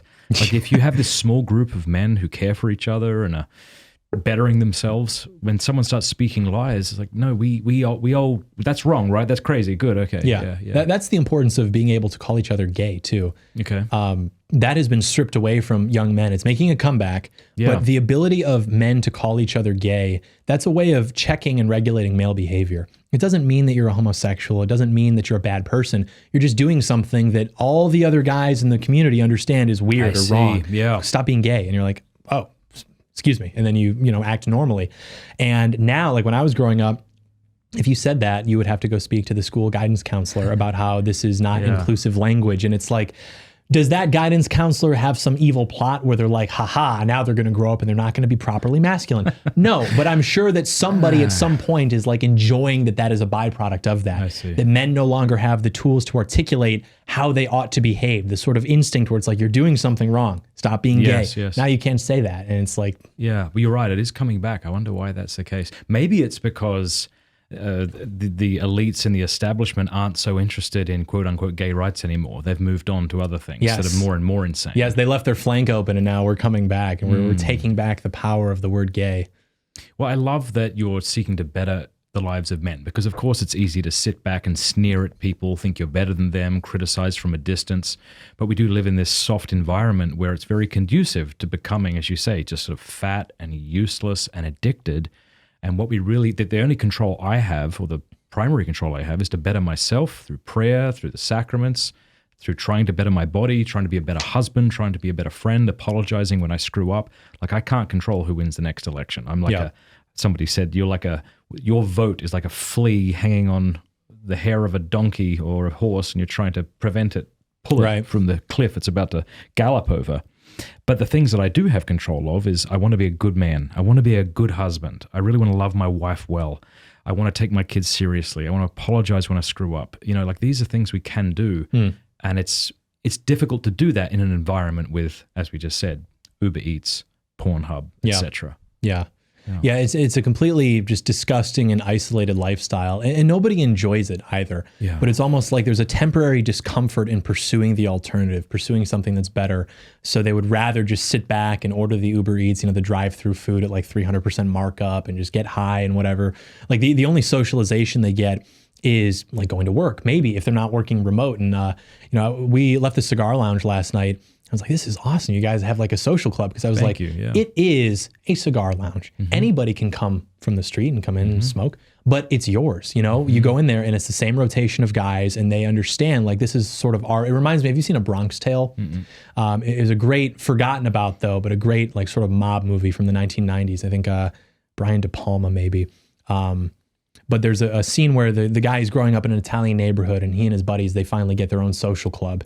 And it's, they got a little building, you can get drinks, you can get cigars, whatever. But the reason they got it is because it's a third place. Yeah. It's not home, it's not work. They can just sit outside and hang out, smoke cigarettes, do whatever. And it's like, you need to have that. You need the third place. And Thursday said that. That's what I was thinking of, was that vocab term. And he was like, yeah, it's a third place. And I was like, we understand. We understand the necessity of these sort of social institutions. Yeah, and what I love about Chesterton's is we intentionally... I'm one of the owners. We intentionally had no televisions. We intentionally had no music. We wanted men. If we do have music, someone will come and they'll play an accordion. There'll be folk music. We'll be singing. We're having an arm wrestling tournament next Friday. Of course. And what's been wild is I know of 2 men that have converted to Catholicism. There's a fella there who, I won't give his name away, but I don't think he'd mind, but he hasn't been to confession. I think he said 38 years. And I was with him when he went to, I was in the same church when I saw him going to confession. And no one's proselytizing. No one's being weird about it. Yeah. It's just good men probably talking about how they love their families, love their wives, having fun conversations. And these men... Oh, wow. Okay, so Thursday just said, for those at home, that some fellas at the cigar lounge asked someone to leave because he was speaking poorly about his wife. That's really cool. So again, it's not weird, it's not proselytizing, it's just men coming together and being human. Yeah. That's I've said it before, but what I love about a cigar is when you light it up, you're committing to an hour and a half, and to a human engaging conversation. Yeah. Whereas you go to some of these cigar lounges, and God bless them, but they're just watching football. The vibe, so to speak, is totally off. And they even, I mentioned this to you last night, where I live in Fort Worth, they just recently expanded a speakeasy into a cigar lounge. And so they bought out the upper level of the building, this old library. And so now they've got a cigar lounge up there. Nice. And it's beautifully furnished. I mean, they've got this great leather furniture, and it's just exactly what you would want it to look like. But then they've accented it with these paintings, which are, I would say, very like Reddit tier. Like they've got like a picture of Jack Nicholson smoking a cigar. Okay, and it's like, this is sort of disrupting my experience, honestly. Like you should have like a nice painting, or like see what we had? Yeah, like Tolkien and Lewis, those paintings we've had commissioned. Maybe, the average patron isn't going to know who those people, but something that's not just like, oh my gosh, that's the actor I like and he's smoking and I'm smoking. What? It's like ruining the experience, sort of. It's like very like, lowest common denominator kind of. Like it went the effort, it went the extra mile to make itself look endearing and classy and sophisticated, and then it almost like tainted it with this sort of like normie. I know exactly what you're talking about. It laid half awake in my consciousness until you said it. I'm like, that's it. That is it. It's like, he's an actor. I'm doing what he's doing. I must be cool. Yeah. So things like that, maybe I'll they just opened it up, so maybe it hasn't metastasized too much. Maybe I can just say, hey, by the way, I'll supply that's what I should offer it. I've got these old paintings, and I'll put up Chesterton and Tolkien and all these other guys, and they'll be like, who's this? Just some old guy smoking a cigar. I'll be like, yeah, it is just some old guy. And what's cool about Chesterton's too, I'm going to keep talking about my own company, is that we'll have poetry reading nights. So you might think of men in a cigar lounge carrying on, swearing. It's like men reading Chesterton out loud, or Lord of the Rings, or arm wrestling. It's really cool. Yeah, and there needs to be that, because I think a lot of the reason that men aren't involved in church or even going to church is because they don't feel like it's a natural environment to them. I think it's largely just because women are so involved. Doesn't mean that there's anything wrong with women necessarily. It's just that they're holding the church together. These old Filipino women. I'm convinced of it. Yeah, it's like what is most feminine is necessarily going to be the least masculine, and men just aren't going to be interested in that. Yeah, it's just like putting on little dresses on the statue of the Infant of Prague. I've never met a man who's into that. And even, with a lot of things that we've done, for example, I don't know what sort of bat signal I put up in my audience, but recently there's been a trend where I'll do an event. We've got a room full of guys, and then there will be a handful of these women. It's great. Come see me talk, whatever. But then they try to police my speech and police my behavior and be like, you said this, that's not very Christian. You said that you want this immigration policy. That's not Christian, because God says there's no Greek nor Jew. And I was like, what are you doing right now? Like, why are you showing up to this event and thinking that you can just police my speech? Like, do you understand? This is like a male environment. Guys are trying to get together and figure out how we can make the country a better place. Do you think maybe there's a time and a place for this? Like, you want to come and make your little point or whatever. It's like, it's very disruptive. Or even even, after the event, like, yeah, we're going to go to a cigar lounge. We're going to go get cigars. That's degenerate. It's like, that's not trad. That's not traditional. And so what I found is a lot of these more traditional Christian women sort of just slap that bumper sticker onto what they really desire, which is just controlling male behavior and being a mom and being like, well, you can't do that. Naughty boys do that. You have to be a good boy who doesn't smoke cigars with your friends or drink whiskey with your friends. And what that means is just like stay home with me and cuddle and watch Friends reruns or something like that. Wow, I gotta say, that's just not been my experience in Steubenville, right, Thursday? Like the women we know are just boss monsters. So that's what I heard that. I was happy to hear that. Yeah. The married women I know in this town, they're all like, I'm thinking of Imam's wife and my bride, and they're all just good, beautiful. That's why they're married. These are the single ones, But why would they come to an event? Because presumably they like you and they heard that you were going to be somewhere. They're trying to distract my audience in a lot of cases. They're trying to go there and they're trying to, wear their little trad wife dress and they're trying to get guys to talk to them and things like that. And it's actually, frankly, it's disgusting. I hate it because I'm trying to get guys to focus. And women tend to disrupt that environment, not because it's their fault necessarily, but because men are yes. men. So it's exactly right. I mean, if women were having a women's Bible study and a dude just showed up, that obviously interferes with the dynamic. Yeah. Men and women are different. And it's like why same-sex schools. Right. There's benefits to them. Yeah.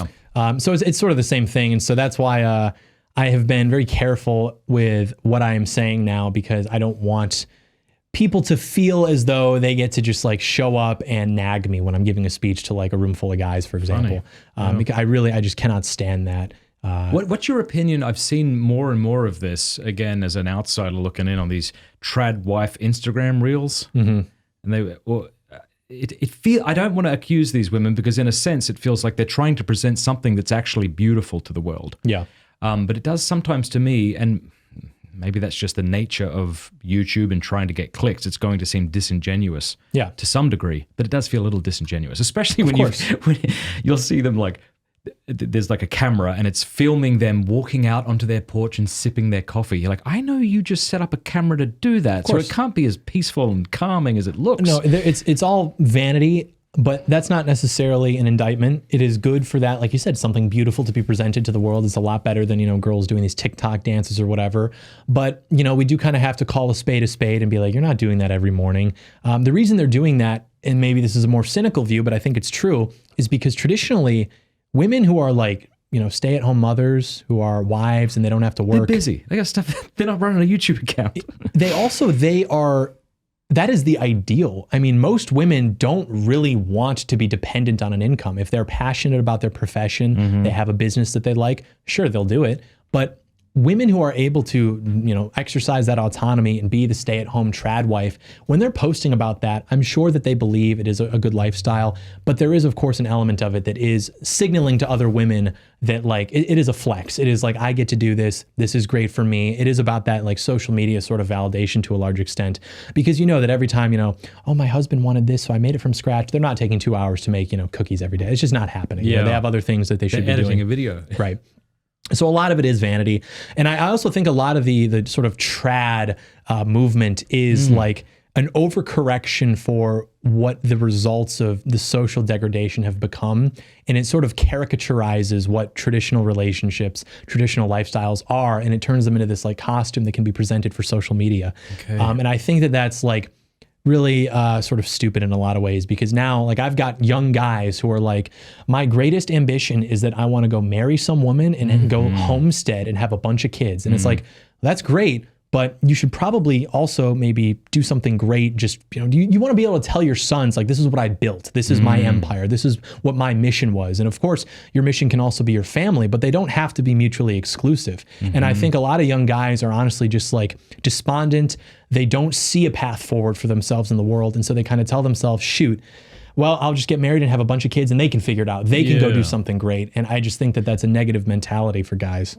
For me, I want to bring my wife and children along the adventure that I feel called to. Right. And I don't think a woman wants to be made the adventure, because she knows that she's not Eve. She's wretched like you are, and that you'll discover that sooner or later. Yeah. Like, I want to take my wife along with me on this adventure and something much larger. Yeah. And that's what I think we ought to be doing. Yeah, I think it's almost like men are in a way becoming women we're becoming so emasculated and domesticated to where, a few years ago, there was a popular meme where you would have a feminist and she would say, well, I'm a scientist.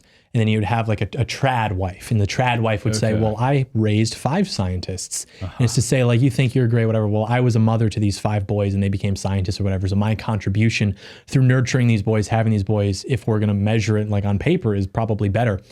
But now it's like you're seeing guys embody the role of like the traditional woman where, you've got a guy who's like, I built, this great thing. I own a law firm and I do, well, I'm a dad to 5 lawyers. And it's like, okay, well, you should also be doing something great too. You want your kids to be able to think, my dad did that. That's awesome. And, he took the time from that to raise me. I must be pretty special and loved. Like that must contribute to the self-confidence of the children and their feeling of being protected by their fathers. Another example of that too is, maybe in my mom's generation, my grandmother's generation, women would say, well, I need to find a man who was ready to settle down and have a family.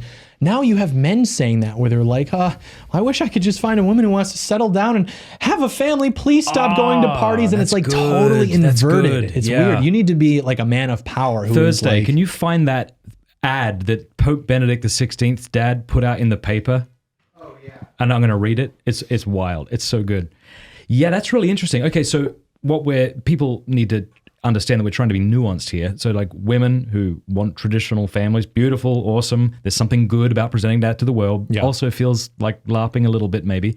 Okay, so if that's the kind of negative side in that we're reacting to a degraded culture, like how do men go wrong when they're reacting to a degenerate culture? I think they overcorrect. Like we were speaking about earlier with, I will not allow myself to do anything that might be perceived to be a vice. I'm not going to, smoke a cigar. I'm not going to drink any alcohol. I'm not going to play video games. Like anything that might be something that isn't being totally dialed in, totally productive, disciplined all the time. And I think they almost make themselves in a way a slave to perfection as opposed to a slave to desire. It's like they don't really want to, because true discipline would be maybe being able to exercise it in moderation and understanding like, okay, I can have a cigar with my friends and that doesn't mean that I'm going to be, like Rush Limbaugh or something, just chain smoking cigars all day. But it's being able to do things like that without falling necessarily into either camp, either trap where you're like, I have to fit this model perfectly or else I'm going to be this and this is completely wrong. And a lot of people, I think, just fear that. They don't want to be perceived as maybe being a total degenerate or something because people are going to be like, oh, you had a glass of whiskey? You're like literally an alcoholic, something like that. Yeah, like literally? No, look up the word. All right, so check this out. This is what Pope Benedict XVI's dad put out in a newspaper looking for a woman. Middle-ranking civil servant, single Catholic, 43, immaculate past, we know what that means, from the country is looking for a Catholic, pure girl who can cook well, tackle all household chores with a talent for sewing and homemaking, with a view to marriage as soon as possible. Fortune desirable, but not a precondition. There you go. That's one way. Couldn't have said it better myself. Yeah. So then what is your advice for those men who are like, I just want to get married, but these women don't seem to want to get married? So you're saying, well, just go out? Well, build something, do something interesting. Go talk to her, bro. Just go talk to her and be yourself, man. That's all you have to do. No, it's to say like, I can't say, was that sarcastic? Is that what that was? Sarcasm. Okay. Yeah. Because in a sense, I'm like, well, yeah, I guess that's right. Well, but is that sarcastic because that's what people always say and that's why you're making fun of it? Yeah, it's because, a lot of times guys in my generation will complain about the dynamics with dating and everything. And older guys who have already found a wife, they'll be like, me, bro, just go talk to her. And you don't understand how bad it is out there nowadays. But it's to say, when you become a husband and you become a father, you necessarily have to devote more of yourself to your wife and to your children. Yeah. Because if not, you're a bad father. And so your ability to build something, get something off the ground is going to necessarily be lesser than. And it's to say, like you said, sometimes you can come along for the ride. I'm assuming you maybe had this off the ground a little bit to a certain extent, your mission, your calling before 1,000% started multiplying. But it's difficult to do if you want to. I know couples who have done this where they build something together themselves, from square one, and that works. But, in my experience, for example, dating, I have had to be a real jerk sometimes because it's like, look, I cannot give you what you need right now because I can't. I'm too focused on what I am doing, and it's unfair to tell you and sort of, string you along and make you feel as though you're not getting what you need out of a relationship because I'm so focused on my work. And I'm sure at a certain point it'll get to a level where I'm ready for that.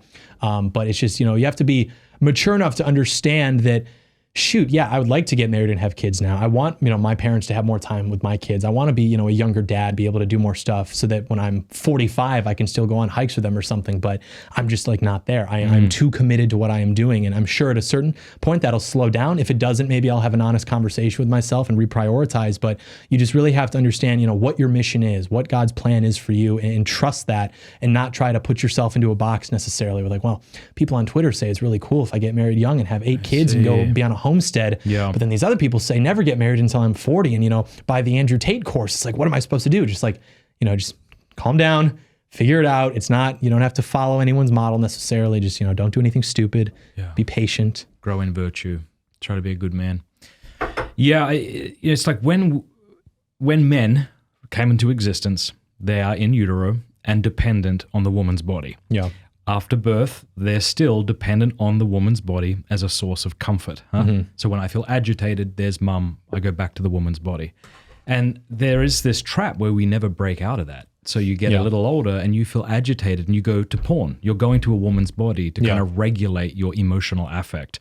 And I would imagine in your teenage years or then growing older, it's like, I need a woman to make things okay. And it sounds like what you're saying is go after what you feel the Lord's called you to. Right. And don't be dependent on the woman for comfort. That might not be exactly what you're saying. But I think that is true to a large extent. And when I speak, I'm not speaking to every man in the world. I'm speaking to your audience or to my audience, guys who presumably get it a little bit more, maybe have a little bit more introspection, understand the world more than just, the average guy.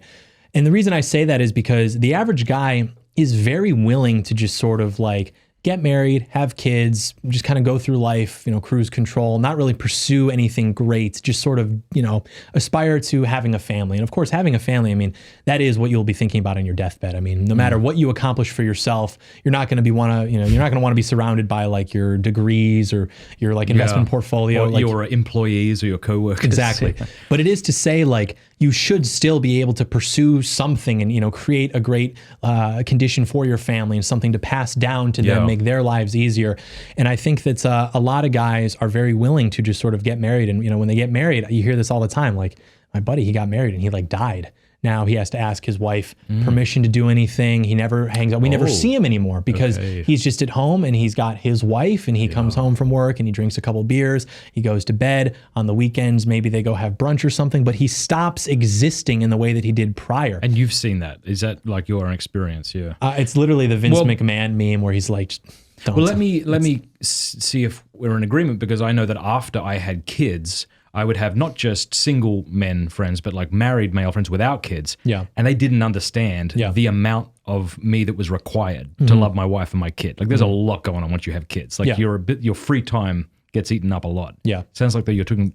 It's not to say like, dude, can you believe Brandon is not coming to drink with us when he's got an infant at home? Okay. Shouldn't he just like put his wife in check and tell her to change all the diaper? That's not what I'm saying. Good, It's like they get married and before they even have kids, they become controlled by their wives. It's not that they are doing, their due diligence as a husband, being there for her, supporting her, providing for her, being her rock. They are now just not even autonomous. They're not men anymore. It's like they are completely controlled by their wives. And typically these wives tend to be not as you described, where they're very good women, understand they tend to be very overbearing. They tend to view these men almost not as husbands, but as little boys. Their husbands' friends as threats to them or something. Precisely, yes. And I think that's a very negative dynamic. And I don't think these guys are happy, by the way. I think they're just kind of coasting through life.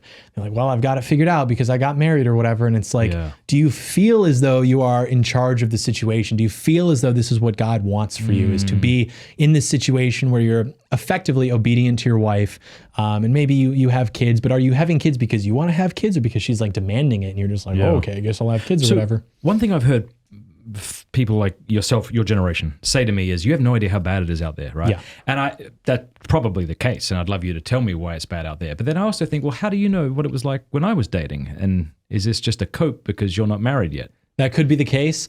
I assume that the reason I would guess is because there are certain statistics about like prior partners to marriage, sex partners before marriage, and I think the stat is like the amount of women who were virgins prior to marriage in like the 1970s is now the same amount. I think it's like 25% or something. It's now the same amount of women who have had over 10 sexual partners before marriage. So it's like inverted. And then the amount that was 10, it was like 5% in the 70s. Now that is like 25% or something. It's like completely switched. And so there's that. And also, you look at the way people spoke back then, they seemed to be more intelligent. They seemed to be able to speak about the world around them in a way that was more insightful and understanding than they do now.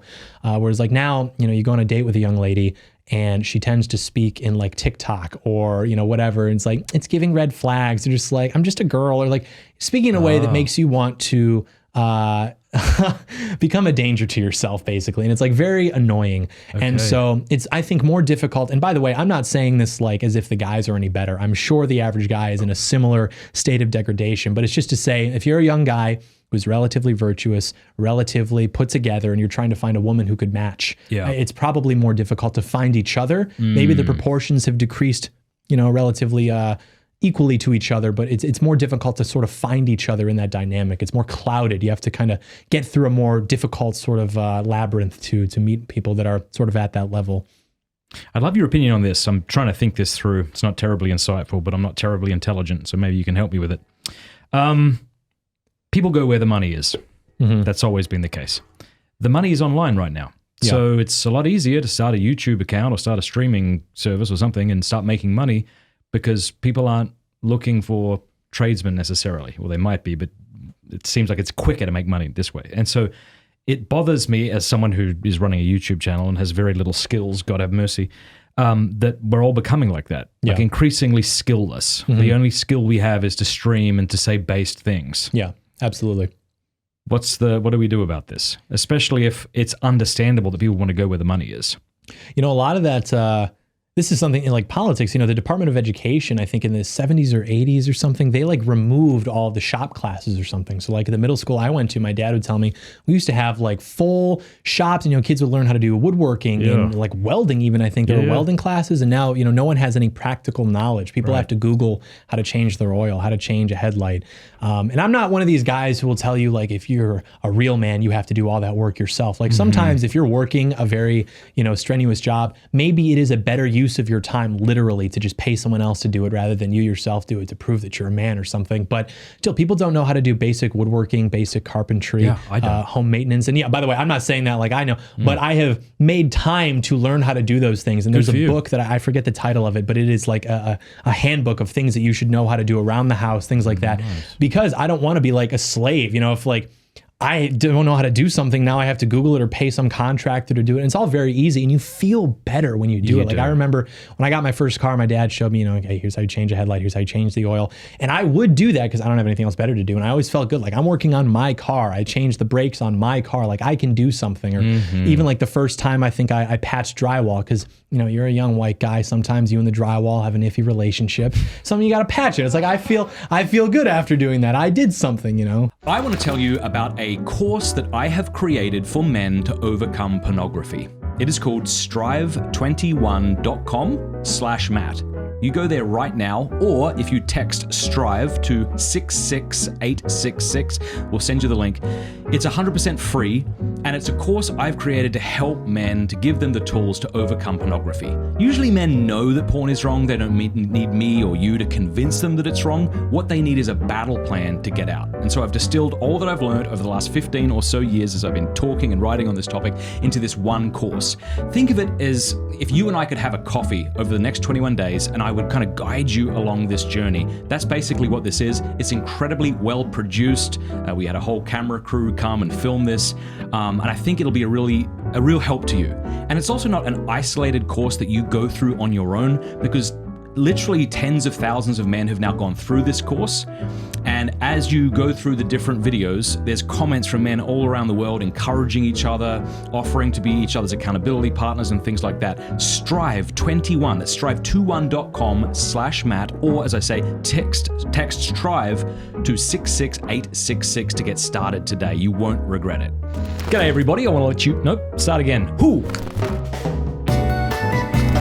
If you become a new annual supporter over at mattfradd.locals.com, this month only, we are going to send you a free Pints with Aquinas crystal whiskey glass. We're very proud of them. They're very beautiful. We try to raise extra money from time to time over on Locals because we have a lot of big plans, which are going to require a lot of money, to be honest with you. And so we'd really appreciate it. We just ask that you pay for shipping, but we can ship these crystal whiskey glasses to anywhere in the world. Again, that's just for people who sign up, who are new supporters this month, who are annual supporters, and we'll send that to you. But you should know, because this is my favorite thing, and I wish I talked about this more because I think it's amazing. We have a Pints with Aquinas newspaper called The Jill. It's very beautiful, very well done, and we ship this out 4 times a year, wherever you live in the world, and we even pay shipping for those. We have a bunch of other free things. We're uploading right now a Lord of the Rings masterclass taught by Joseph Pierce in a studio. It's very beautiful. So I give you a ton of stuff in return when you become an annual supporter of ours over on Locals. So please consider it, and a massive thank you to your help. Also, I should say this, if you are currently a local supporter, let people know in the description what you think of Locals, because my experience has been that people think it's terrific. It's what social media should be, but never was. It's actually social, people encouraging each other, praying for each other, supporting each other. God bless you. Did you see the State of the Union address last night? I did, yeah. And I imagine you have thoughts.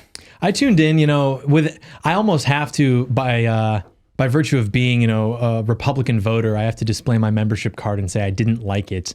But I loved it. It was still especially bad, even considering that I sort of have to dislike it. It didn't seem coherent. He seemed very angry. The presentation was off.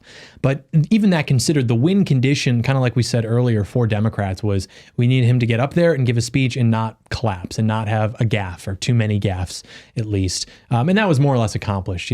He said everything he needed to say to vilify the opposition, to justify any persecution of the opposition, compared them literally within the first 60 seconds to Adolf Hitler in Nazi Germany. And so for the Democrats, that was like a win. For the country is obviously not so positive.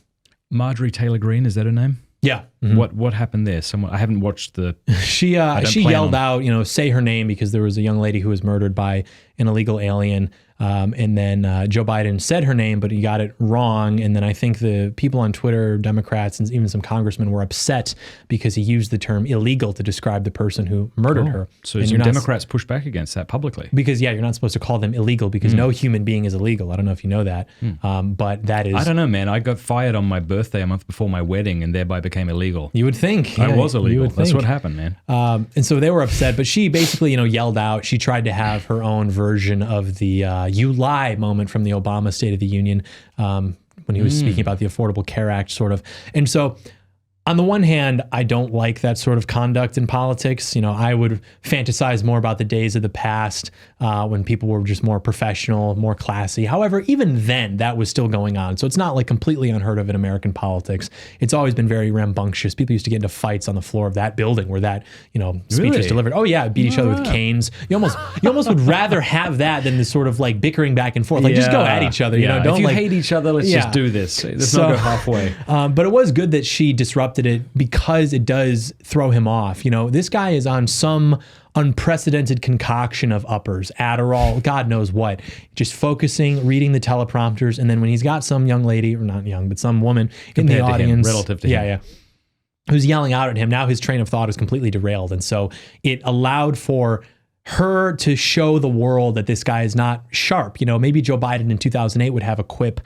Trump is always still very good at this. Obama was. Even Hillary Clinton, when they would ask her in 2016, like, did you wipe your server? She would say, what, like with a cloth? People would laugh at that. And it's a good way of sort of disarming the fact that she had this server with these emails and she deleted them and they weren't able to investigate the conduct and whatever. So it's very just casual. You have to be able to do that as a politician. And he, because of his age, and I almost feel guilty. I'm not relishing in this. It's just if you have family, you understand, as you get older, you get dementia, Alzheimer's, this is what tends to happen.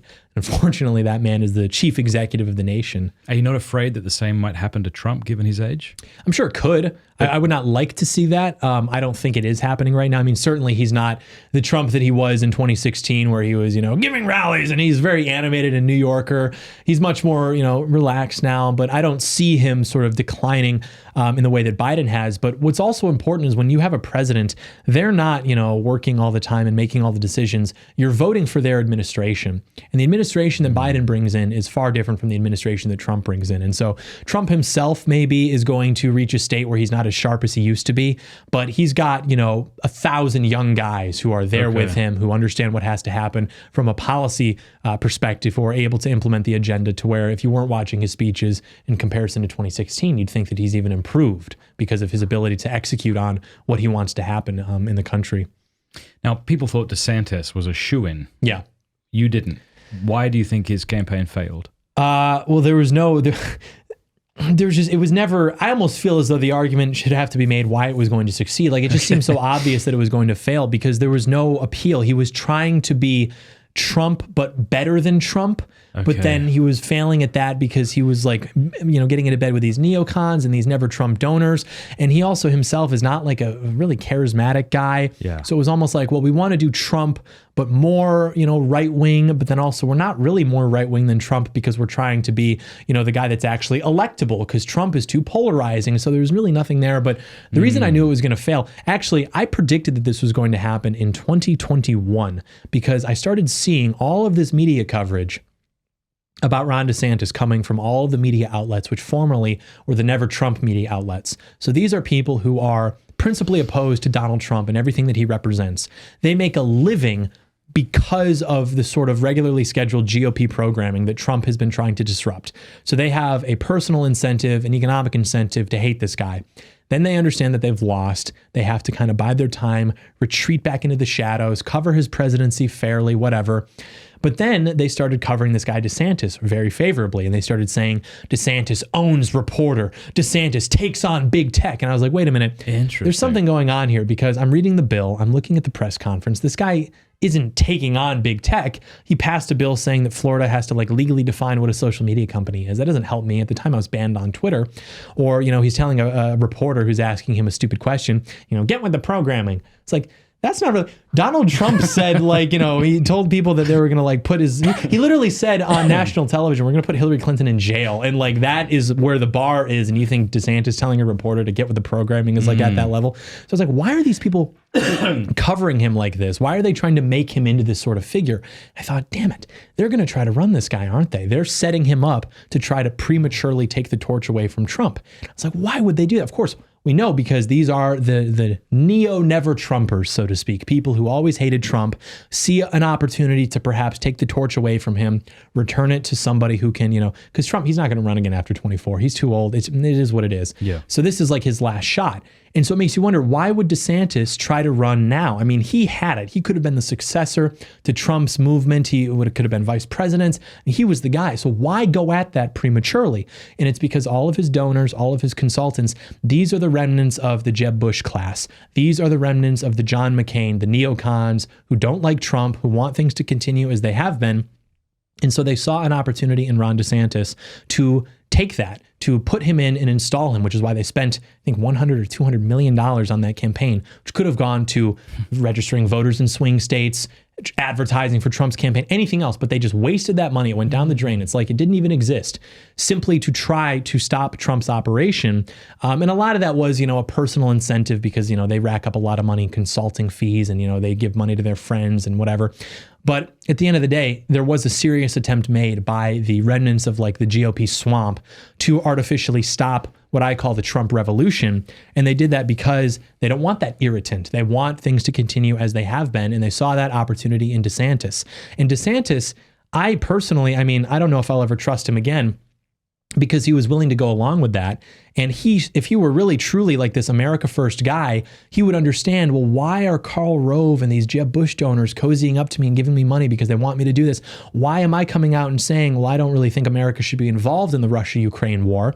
Then my donors have a call with me. Now all of a sudden I'm walking that position back and I'm saying we should support Ukraine and things like that. It's like, is this really the guy who's going to get in there and disrupt the swamp? When you're governing as a governor, that's a totally different ballgame. You've got majority of your party in both chambers of state Congress. You could could basically do whatever you want. It's why he's been so effective. If you're a president, you're in DC, you're dealing with the bureaucracy, you're dealing with thousands and thousands of bureaucrats and agencies and the swamp. I mean, it's like a totally different operation.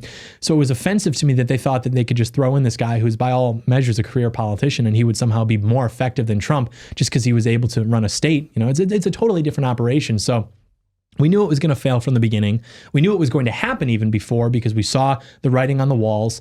And it seems now that he's like completely hell-bent on self-destruction because even with some of the responses he's given, you know, about like a prospective VP pick, where you've had people like, what if Trump picks you to be his vice president? He could have said, well, I appreciate the compliment, but I'd prefer to finish out my term as governor in Florida. But instead, he gets on and he's like leaking phone calls to MSNBC saying, well, Trump's going to pick his pick based on identity politics because he's talking about like a Ben Carson or a Tim Scott or something. And it's like, what are you doing, dude? Like, it's over for him politically. I mean, the base doesn't trust him. They view him as DeSantis. And also, people are off put by him because they see these clips of him and he's doing weird things like the boots. He's was that ever...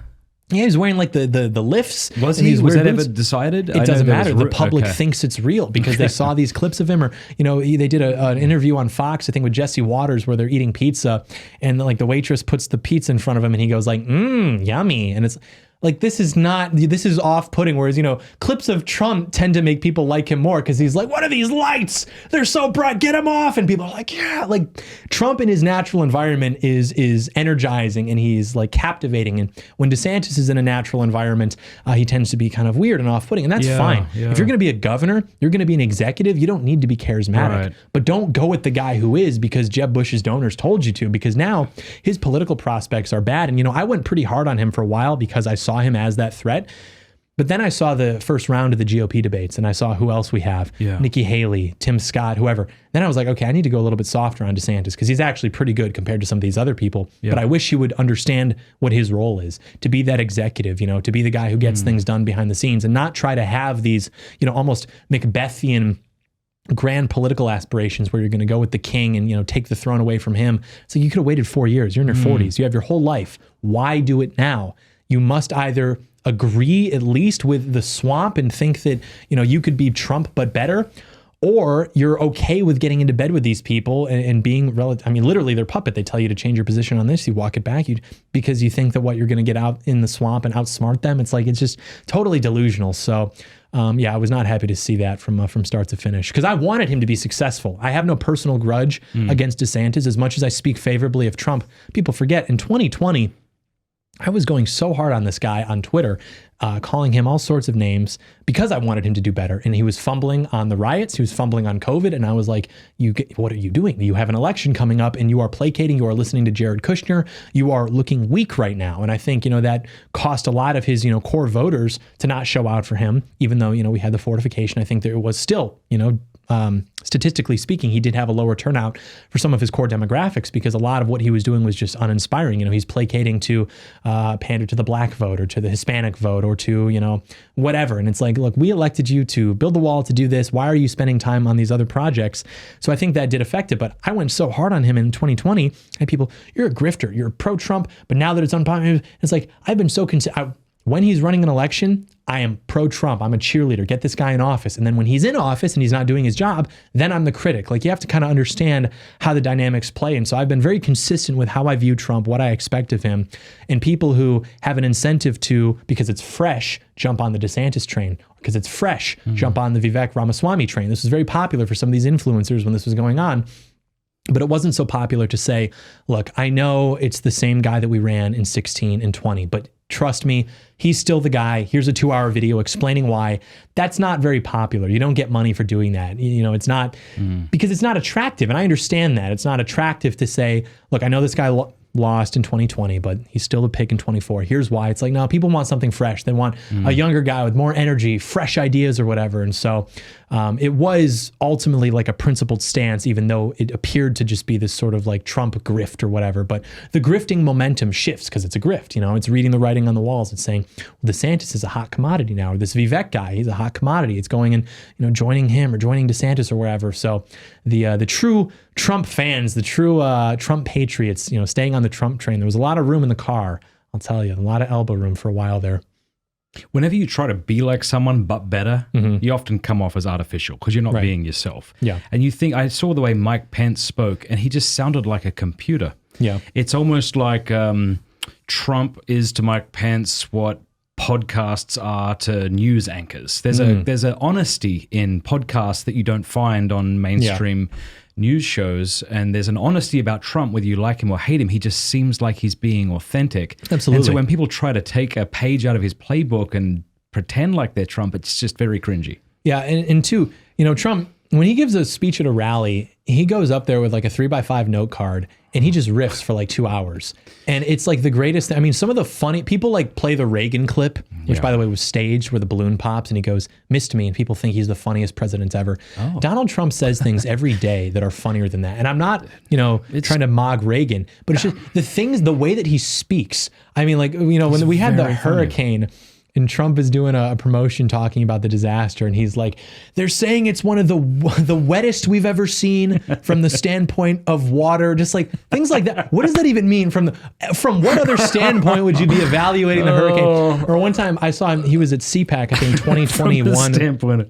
He was speaking about he was talking to some aircraft mechanic or something, and he was like, yeah, they're regulating the steam. And now he's saying, Mr. President, we have so much steam that we don't even know what to do with it. It's like, what kind of a sentence is that? Just like the way he speaks is so funny. But yeah, he'll go up there and he'll just riff.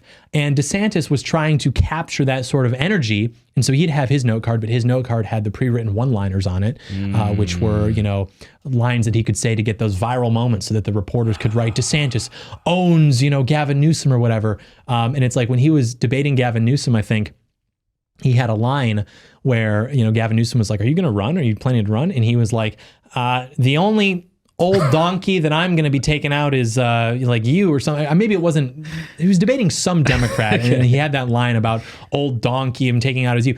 And that was supposed to be his big moment, but the delivery was off. You could see him glance down and read it. And it's like, you just don't have it. And that's fine. You don't have to have it to be an effective political actor. But you have to understand that Trump is the guy right now. And maybe you want to wait that out and you want to go be Trump, but more effective later on. But there's no reason to try to prematurely subvert that unless it's malicious, either because of your ambitions or because, you're getting into bed with these people who are whispering into your ear, telling you that you could be the president. Ooh, you just have to take this position and accept money from these people or whatever. And it's just like, it was a bad idea. It was very poor judgment. And honestly, that he would have that poor judgment to even do that to himself is almost an indictment of his presidential efficacy in itself. Because it's like, if you have that judgment, I mean, what kind of judgment are you going to exercise, when you're in charge of the nation? Anyone who's in the public spotlight at all or has a substantial social media following knows what it's like to get in trouble with the internet and have the internet like fall on your head and hate you. And at first, I remember when the first few times that happened to me, it was very overwhelming. Yeah.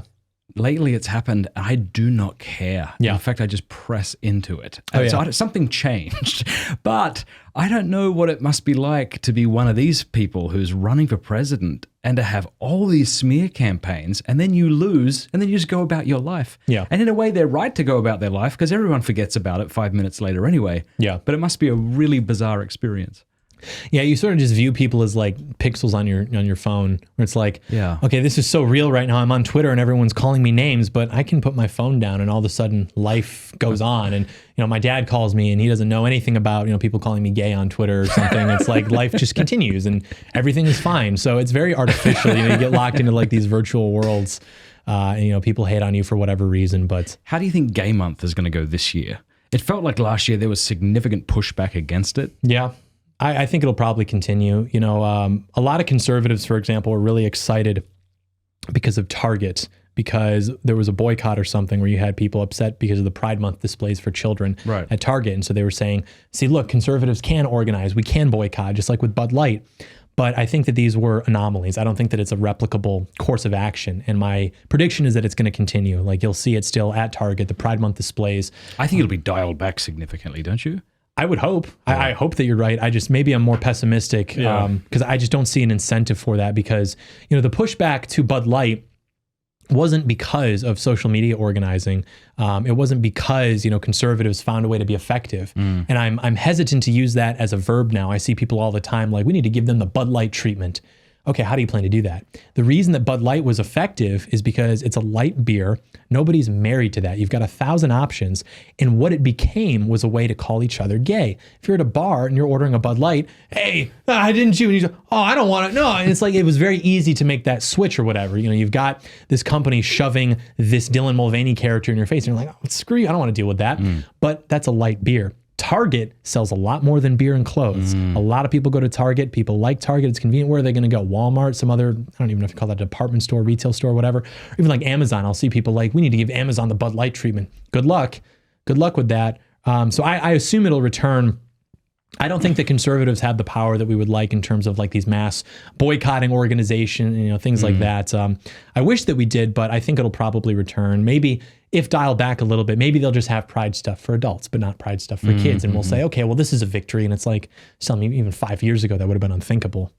Yeah, it would. I think that rainbow flag has no place in civilized society. It's disgusting. It's disgusting because of what it promotes. It's satanic. Yeah. And it's so interesting. You know, people think that we're beyond occult symbolism, like we're too smart or sophisticated for that. That is an occult symbol because you notice like the rainbow, which God created as a promise to Noah, never to flood the earth again, to cleanse it of wickedness. They take that rainbow, which is a promise of God's mercy, and they wave that in God's flood face. The world with wickedness. And they say, we're mocking you. We're saying we are going to be prideful. We're going to do abominable behavior. And we're daring you to basically bring the fire.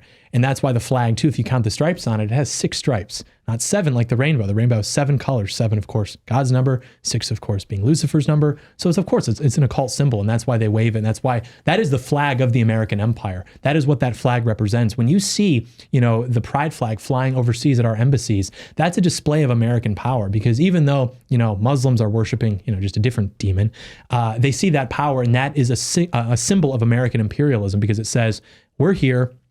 We will militantly enforce feminism and gluttony and anal sex and all the things that represent the just disgusting American culture. And you can't do anything about it. It's like you go into London 30 years ago and you see, you know, Great Britain's flag flying everywhere, you know, literally blanketing streets. See that now in America during Pride Month and pretty much throughout the year on people's balconies, displayed wherever. That's what that flag means. That flag means perversion, inversion, just complete rejection of what is natural in pursuit of simply what feels good. Do what thou wilt. Yeah. So did you grow up Christian? Were you Catholic? Or Catholic, yeah. Did you ever come to a point where you accepted it intentionally for yourself, or were you always just you know, I went through I call it my edgy atheist phase when I was maybe like 12, 13, because I would have to go to, now I have friends who are converting, they're going through RCIA, and it's like an hour a week for like 9 months. Yeah. I had to go an hour a week for like 9 years. Every Monday, and I did not enjoy it because I'd go to school all day and I'd have a little bit of a break, and then I would, you know, have to go to catechism for an hour and a half. And I did not enjoy it. Why? For confirmation or something? Why did you have to go? Yeah. So I thought, is that not the process for most people? I guess growing up raised Catholic, you have to go to catechism, right? You have to go to... Yeah, I mean, I think people have different parishes, have different programs. Those who get confirmed later tend to have some sort of course, and it might be like that, yeah. So ours was, you start in first grade, you're confirmed in 8th grade. Okay. So all my kids were confirmed as babies, so we're Eastern Catholic, and I'm not joking, So. That sounds nice. Yeah, so they don't have to go through one of those courses. But I actually want to. It's funny, we're in Austria right now, and they're actually doing courses for confirmation, even though they've all been chrismated, confirmed. Yeah. They want to go, but anyway. I think it's almost better, and maybe I'm just trying to do my past self a favor, but it's almost better, I think, to wait, because I wasn't retaining it and I wasn't appreciating it the same way that, you know, in 2nd grade, we did a course on Michigan history. I don't remember that. I'm 8 years old. So I almost would have preferred to have waited, because then, you know, coming back to the faith, I now have to do all of that reading again to supplement, just because my brain was so plastic and it was not retaining these things. Now, you said 12 or 13. I'm wondering how old you are. That would have been about 6 years past the new atheist craze, I suppose, since you were born in 99. You know what? So when did that, because my understanding of that was like 2010s early. Yeah, you're right. It's probably around that time, yeah. So, you know, you're seeing like you're 12, 13, and you're looking for any reason to not go to catechism. And so you start having theological arguments with your mom. Yeah. And your mom is a great woman, but she's not, you know, Mother Teresa. Yeah, so, she's not going to debate with you. Yeah. So if there were very simple arguments that I was making, and she's like unable to answer, why do bad things happen? Literally, if God real, why bad? And she's like, just get in the car. Like, what are you doing right now? So that gave me permission to sort of be like, well, maybe God's not real because bad things happen. You know, you have no proof. And well, if Jesus is real, then why does this Indian guy think that Hinduism is real? It's like these very like sort of easy, no regard for any like intellectual tradition, just like literally I'm 12 and I don't want to go and I will find any ad hoc reason why. Yeah. And so that gave me permission to then see like, George Carlin did a stand-up bit one time where he was making fun of Christians. And this guy seems really edgy and whatever. And that's sort of actually the whole George Carlin. It is a whole like genre of content where people, the atheists, liberals, wherever, they view Christians as still having power in America. And so they create this like false power and they think they're being so edgy and so subversive by making fun of Christ, by, denouncing Christianity, mocking Christian morality. They think they're being so edgy and so bad, but they're not. You don't get in any trouble. In fact, you are celebrated if you go at Christ, if you make content that is degenerate and subversive. So I remember, watching content, I'm like, this George Carlin guy is super edgy. Now I look at him, that guy is such a, he's just a loser dork. I mean, this is a guy, if he were still alive, he'd be doing bits like, just get the mask or get the vaccine. He'd be like totally like pro the regularly scheduled programming, not at all edgy, not at all subversive, not challenging anything. But because he was popular in a time where Christianity had more influence in society, people look back and they're like, oh yeah, he was really speaking truth to power. No, he wasn't. The guy was like a total libtard. But you see stuff like that, or you read, some argument that's like, yeah, if God real, why bad? And you present that, and if your mother is, your sort of spiritual guide doesn't have an answer to that, then it's like, it gives you permission to sort of become agnostic. And it's like, okay, and same thing, I didn't want to go to mass on Sunday morning. I wanted to sleep in. And it's like, okay, well, maybe I can argue my way out of this. Didn't work, but I tried. Good mom. And so, you get to be like 15, 16, and then I remember I had this, it's not a crucifix, it's just a cross. My dad got me this chain when I was 8. Nice. And then I was wearing, I think, an American flag on it. And then I was wearing a Celtic cross because we're half Irish. And then I just got the like stainless steel regular one. And I was wearing that because I understood by like the time I was 14 or 15, I agree with the teachings of Christ, even if I personally can't feel that presence and maybe I don't have faith, but I agree, at least practically speaking, this is correct. And so I want to wear this as a sort of reminder to myself. And so I liked that because this is sort of an heirloom now where it's like my firstborn son, when he's 18, I'll give him this. And it's like, I've worn this on my body since I was 13 years old, 23 hours a day, except for like when I shower or go swimming. Like this has been there. And so I will give this to you, and anything you encounter in your life, your dad, you don't even know what I have encountered or gone through, but you will have that as a reminder of not only like the struggles that your father's gone through, but also like Christ's presence in your life. So I'm wearing this as sort of an investment for that reason. But also because I arrived at that conclusion sort of independently, and I was like, okay, maybe I'm agnostic or whatever. It's like, well, I can't prove it either way, so I guess I don't know. Then I got to be 18, 19, and then I started doing YouTube. And I started, speaking about politics, speaking about what I believed is right, and then things started going really well for me.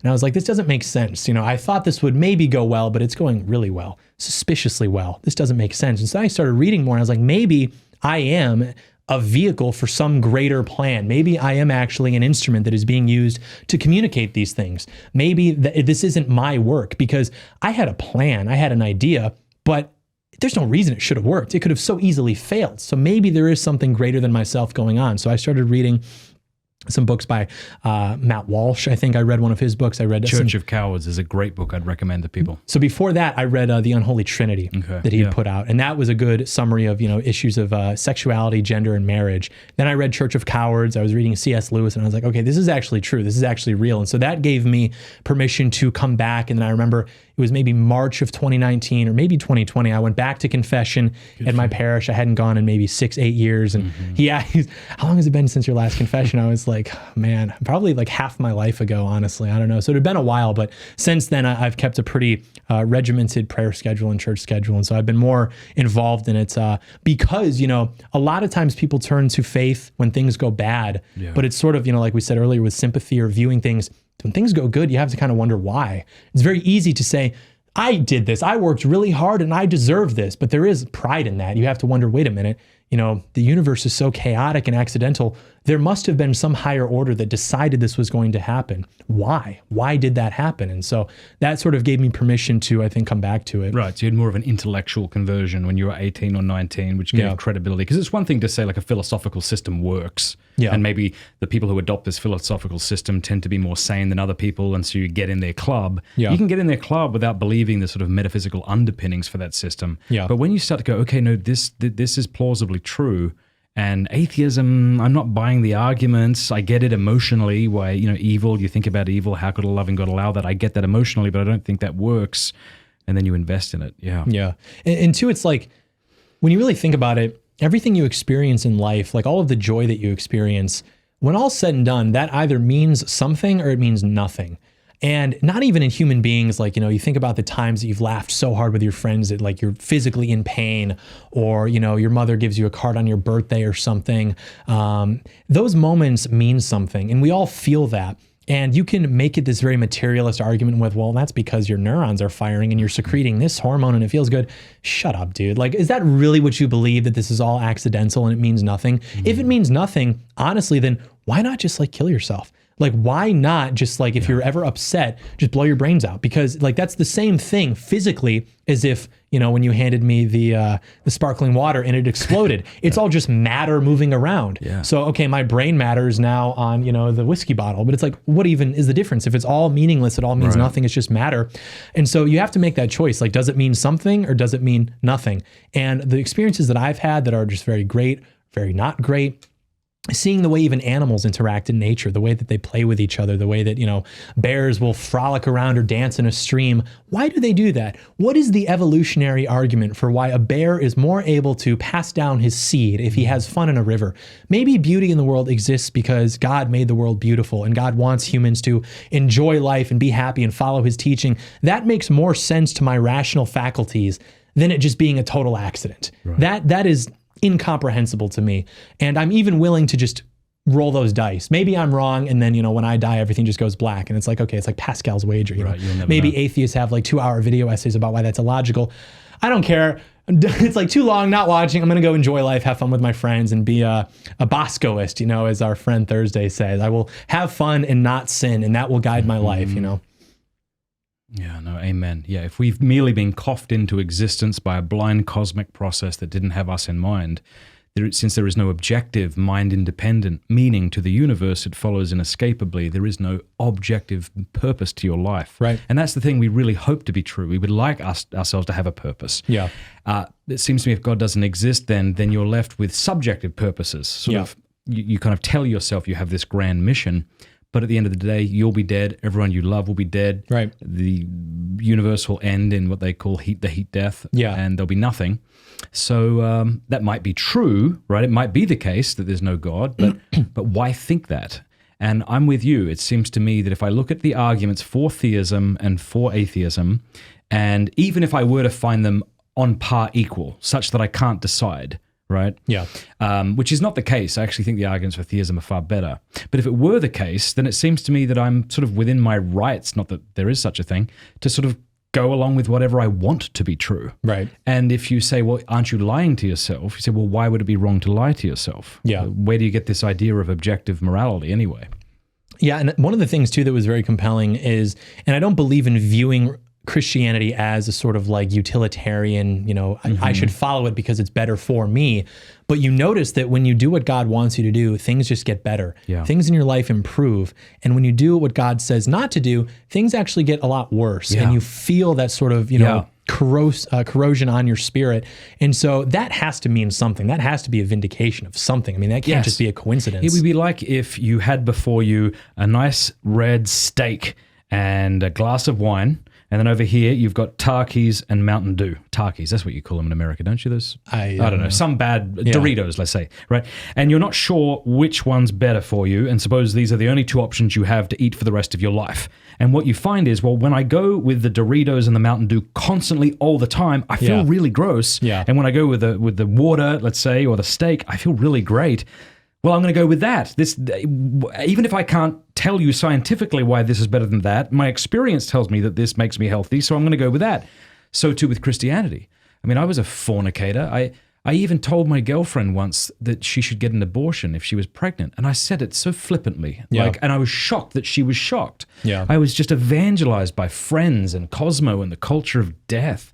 And it was gross. And looking at pornography and masturbating. And what a gross, effeminate, cream puff life to live. It didn't work. I wasn't satisfied. And, and now I very much am. And it's not that it's without the cross, without pain, without sadness, without suffering, but there's meaning in it. Exactly. Because you're going to be suffering, and it's like, okay, I'm suffering because raising children is hard. Yeah. Being a husband is difficult. That's why there's nobility in it. But if you're still suffering, but what? So you can eat Doritos and drink Mountain Dew? I mean, well, to that I would say embrace the third position and have the steak with the Mountain Dew. I think that is actually the optimal steak and Mountain Dew? the actual combination for the man in America. But no, you're absolutely right, because people actually aren't irreligious. I mean, there are no real atheists. They outsource their meaning to something. They have religious beliefs. There's a saying online that every state has blasphemy laws. It just depends on what those are. Like in this country, like with George Carlin, it's very easy to get on stage and monetize and make money by making fun of Christ. But you can't do that with someone like George Floyd. If you do that, you'll probably be arrested, maybe even killed. Yeah. That is something that's sacred in this country, is these social causes to which these people dedicate their lives. So they'll say, there is no God, existence has no purpose. What that means is I just want to do whatever I want and be, a slob and have promiscuous sex and, just do whatever I want, just be lazy and be like totally, just of nothing. But then they dedicate themselves to those social causes. And when they hear someone speak poorly of one of their martyrs, Trayvon Martin, George Floyd, that evokes in them the same response as would someone in this town if you spoke poorly of the Blessed Mother. Exactly. Exactly. I was looking on my phone here because I was looking up a scripture verse.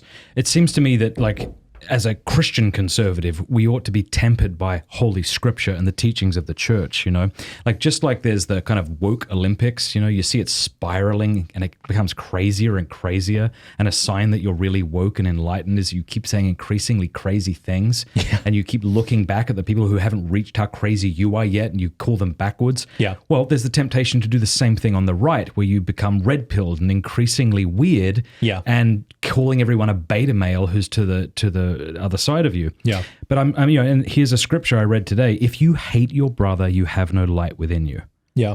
We have to allow the scriptures to temper and to rebuke and to reform our passions. Yeah. Especially in a politically angry environment like this, where we are tempted to hate Joe Biden. We're tempted to hate those who are promoting abortion rather than seeing them as our brothers and sisters within a spiritual battle who will spend all eternity in hell or heaven and for whom Christ died. Yeah.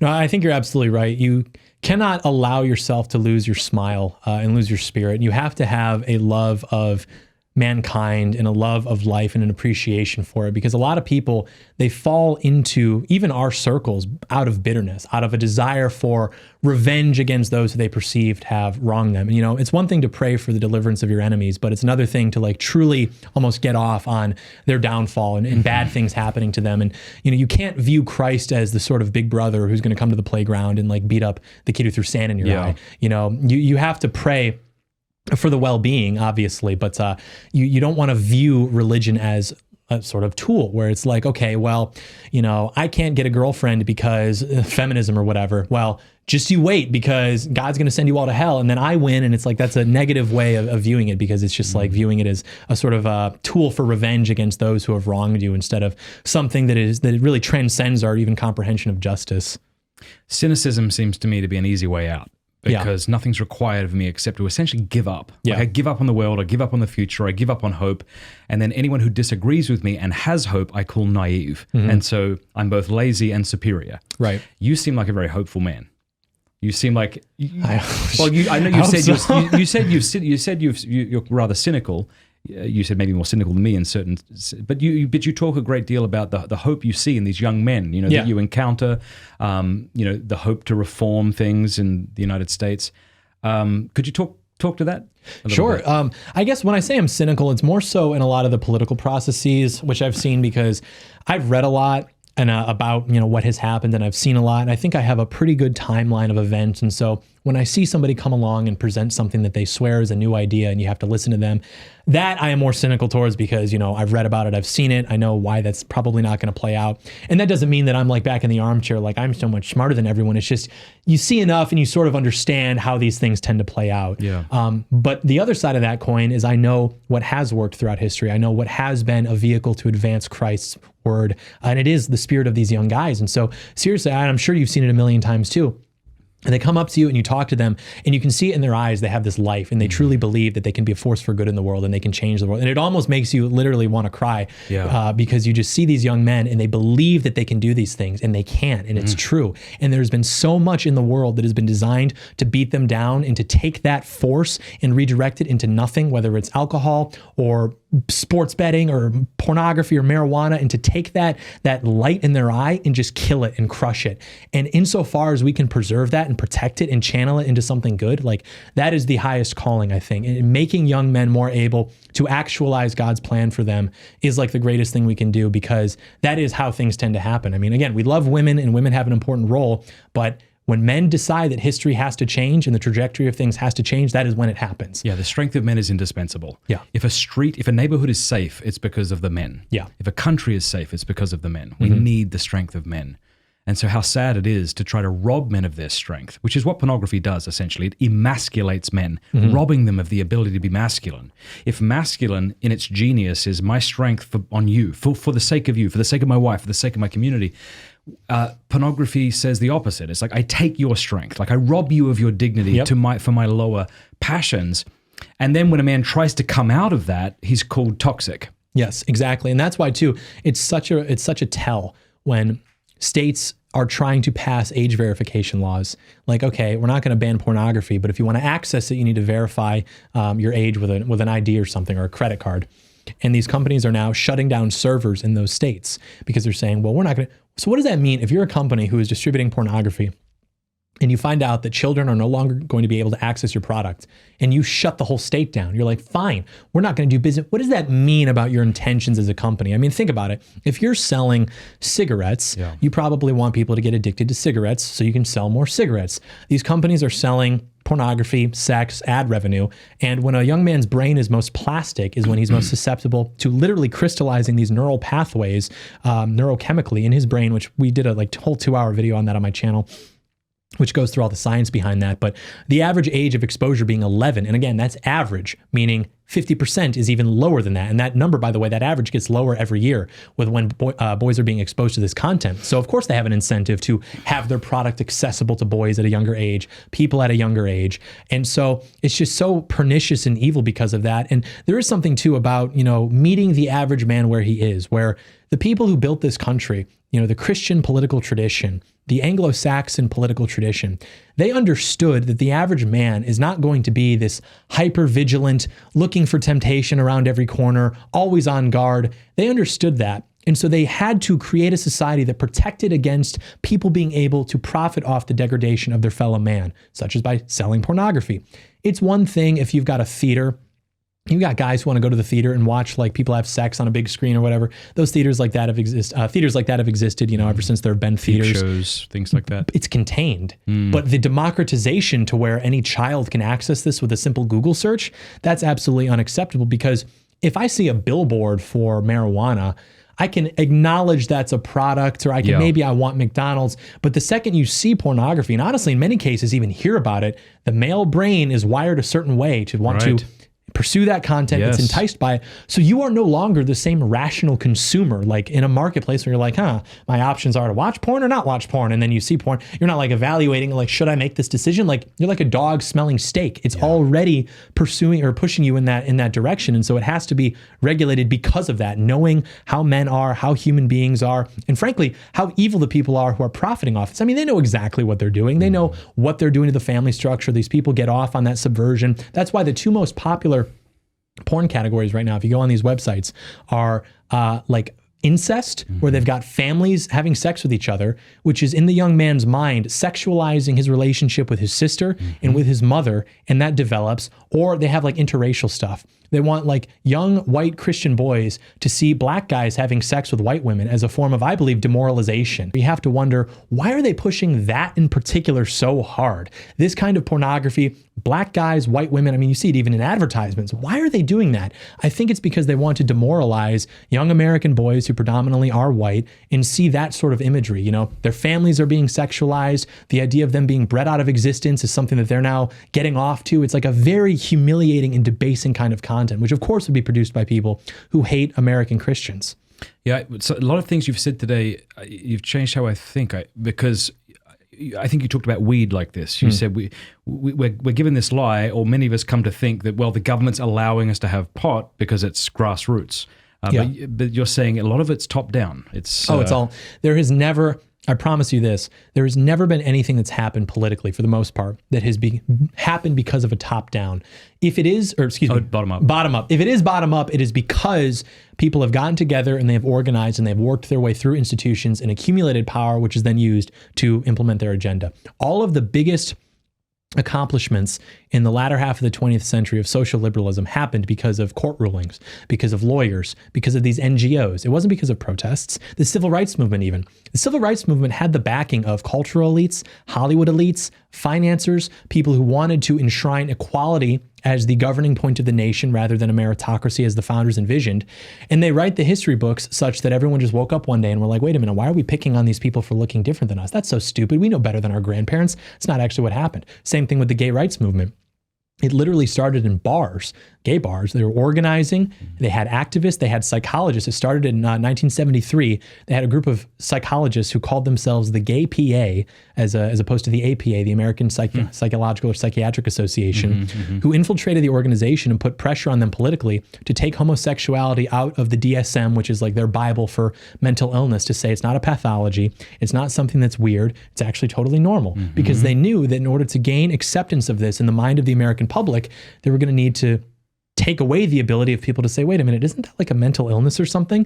So the research they submitted to disprove the pathology, which, by the way, I spent a couple Thanksgivings ago doing this. If you go through the literature medically on homosexuality, it is fascinating what actually causes this, because people think it's genetic. People think it's maybe, that research has been shelved away like the ending scene of Raiders of the Lost Ark, literally, like just in a warehouse, gone. No one touches it. Everyone thinks it was like crazy.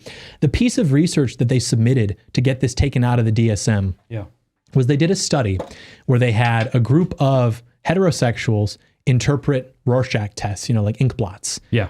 Write down your interpretations. Yeah. Then they had a group of gay people do the same thing. Write down what you interpret. Then they had a random group of people compare these two groups of interpretations. Okay. Say, do you see any difference between these? Yeah. Said, no, not really. It's not a pathology. It's the same thing.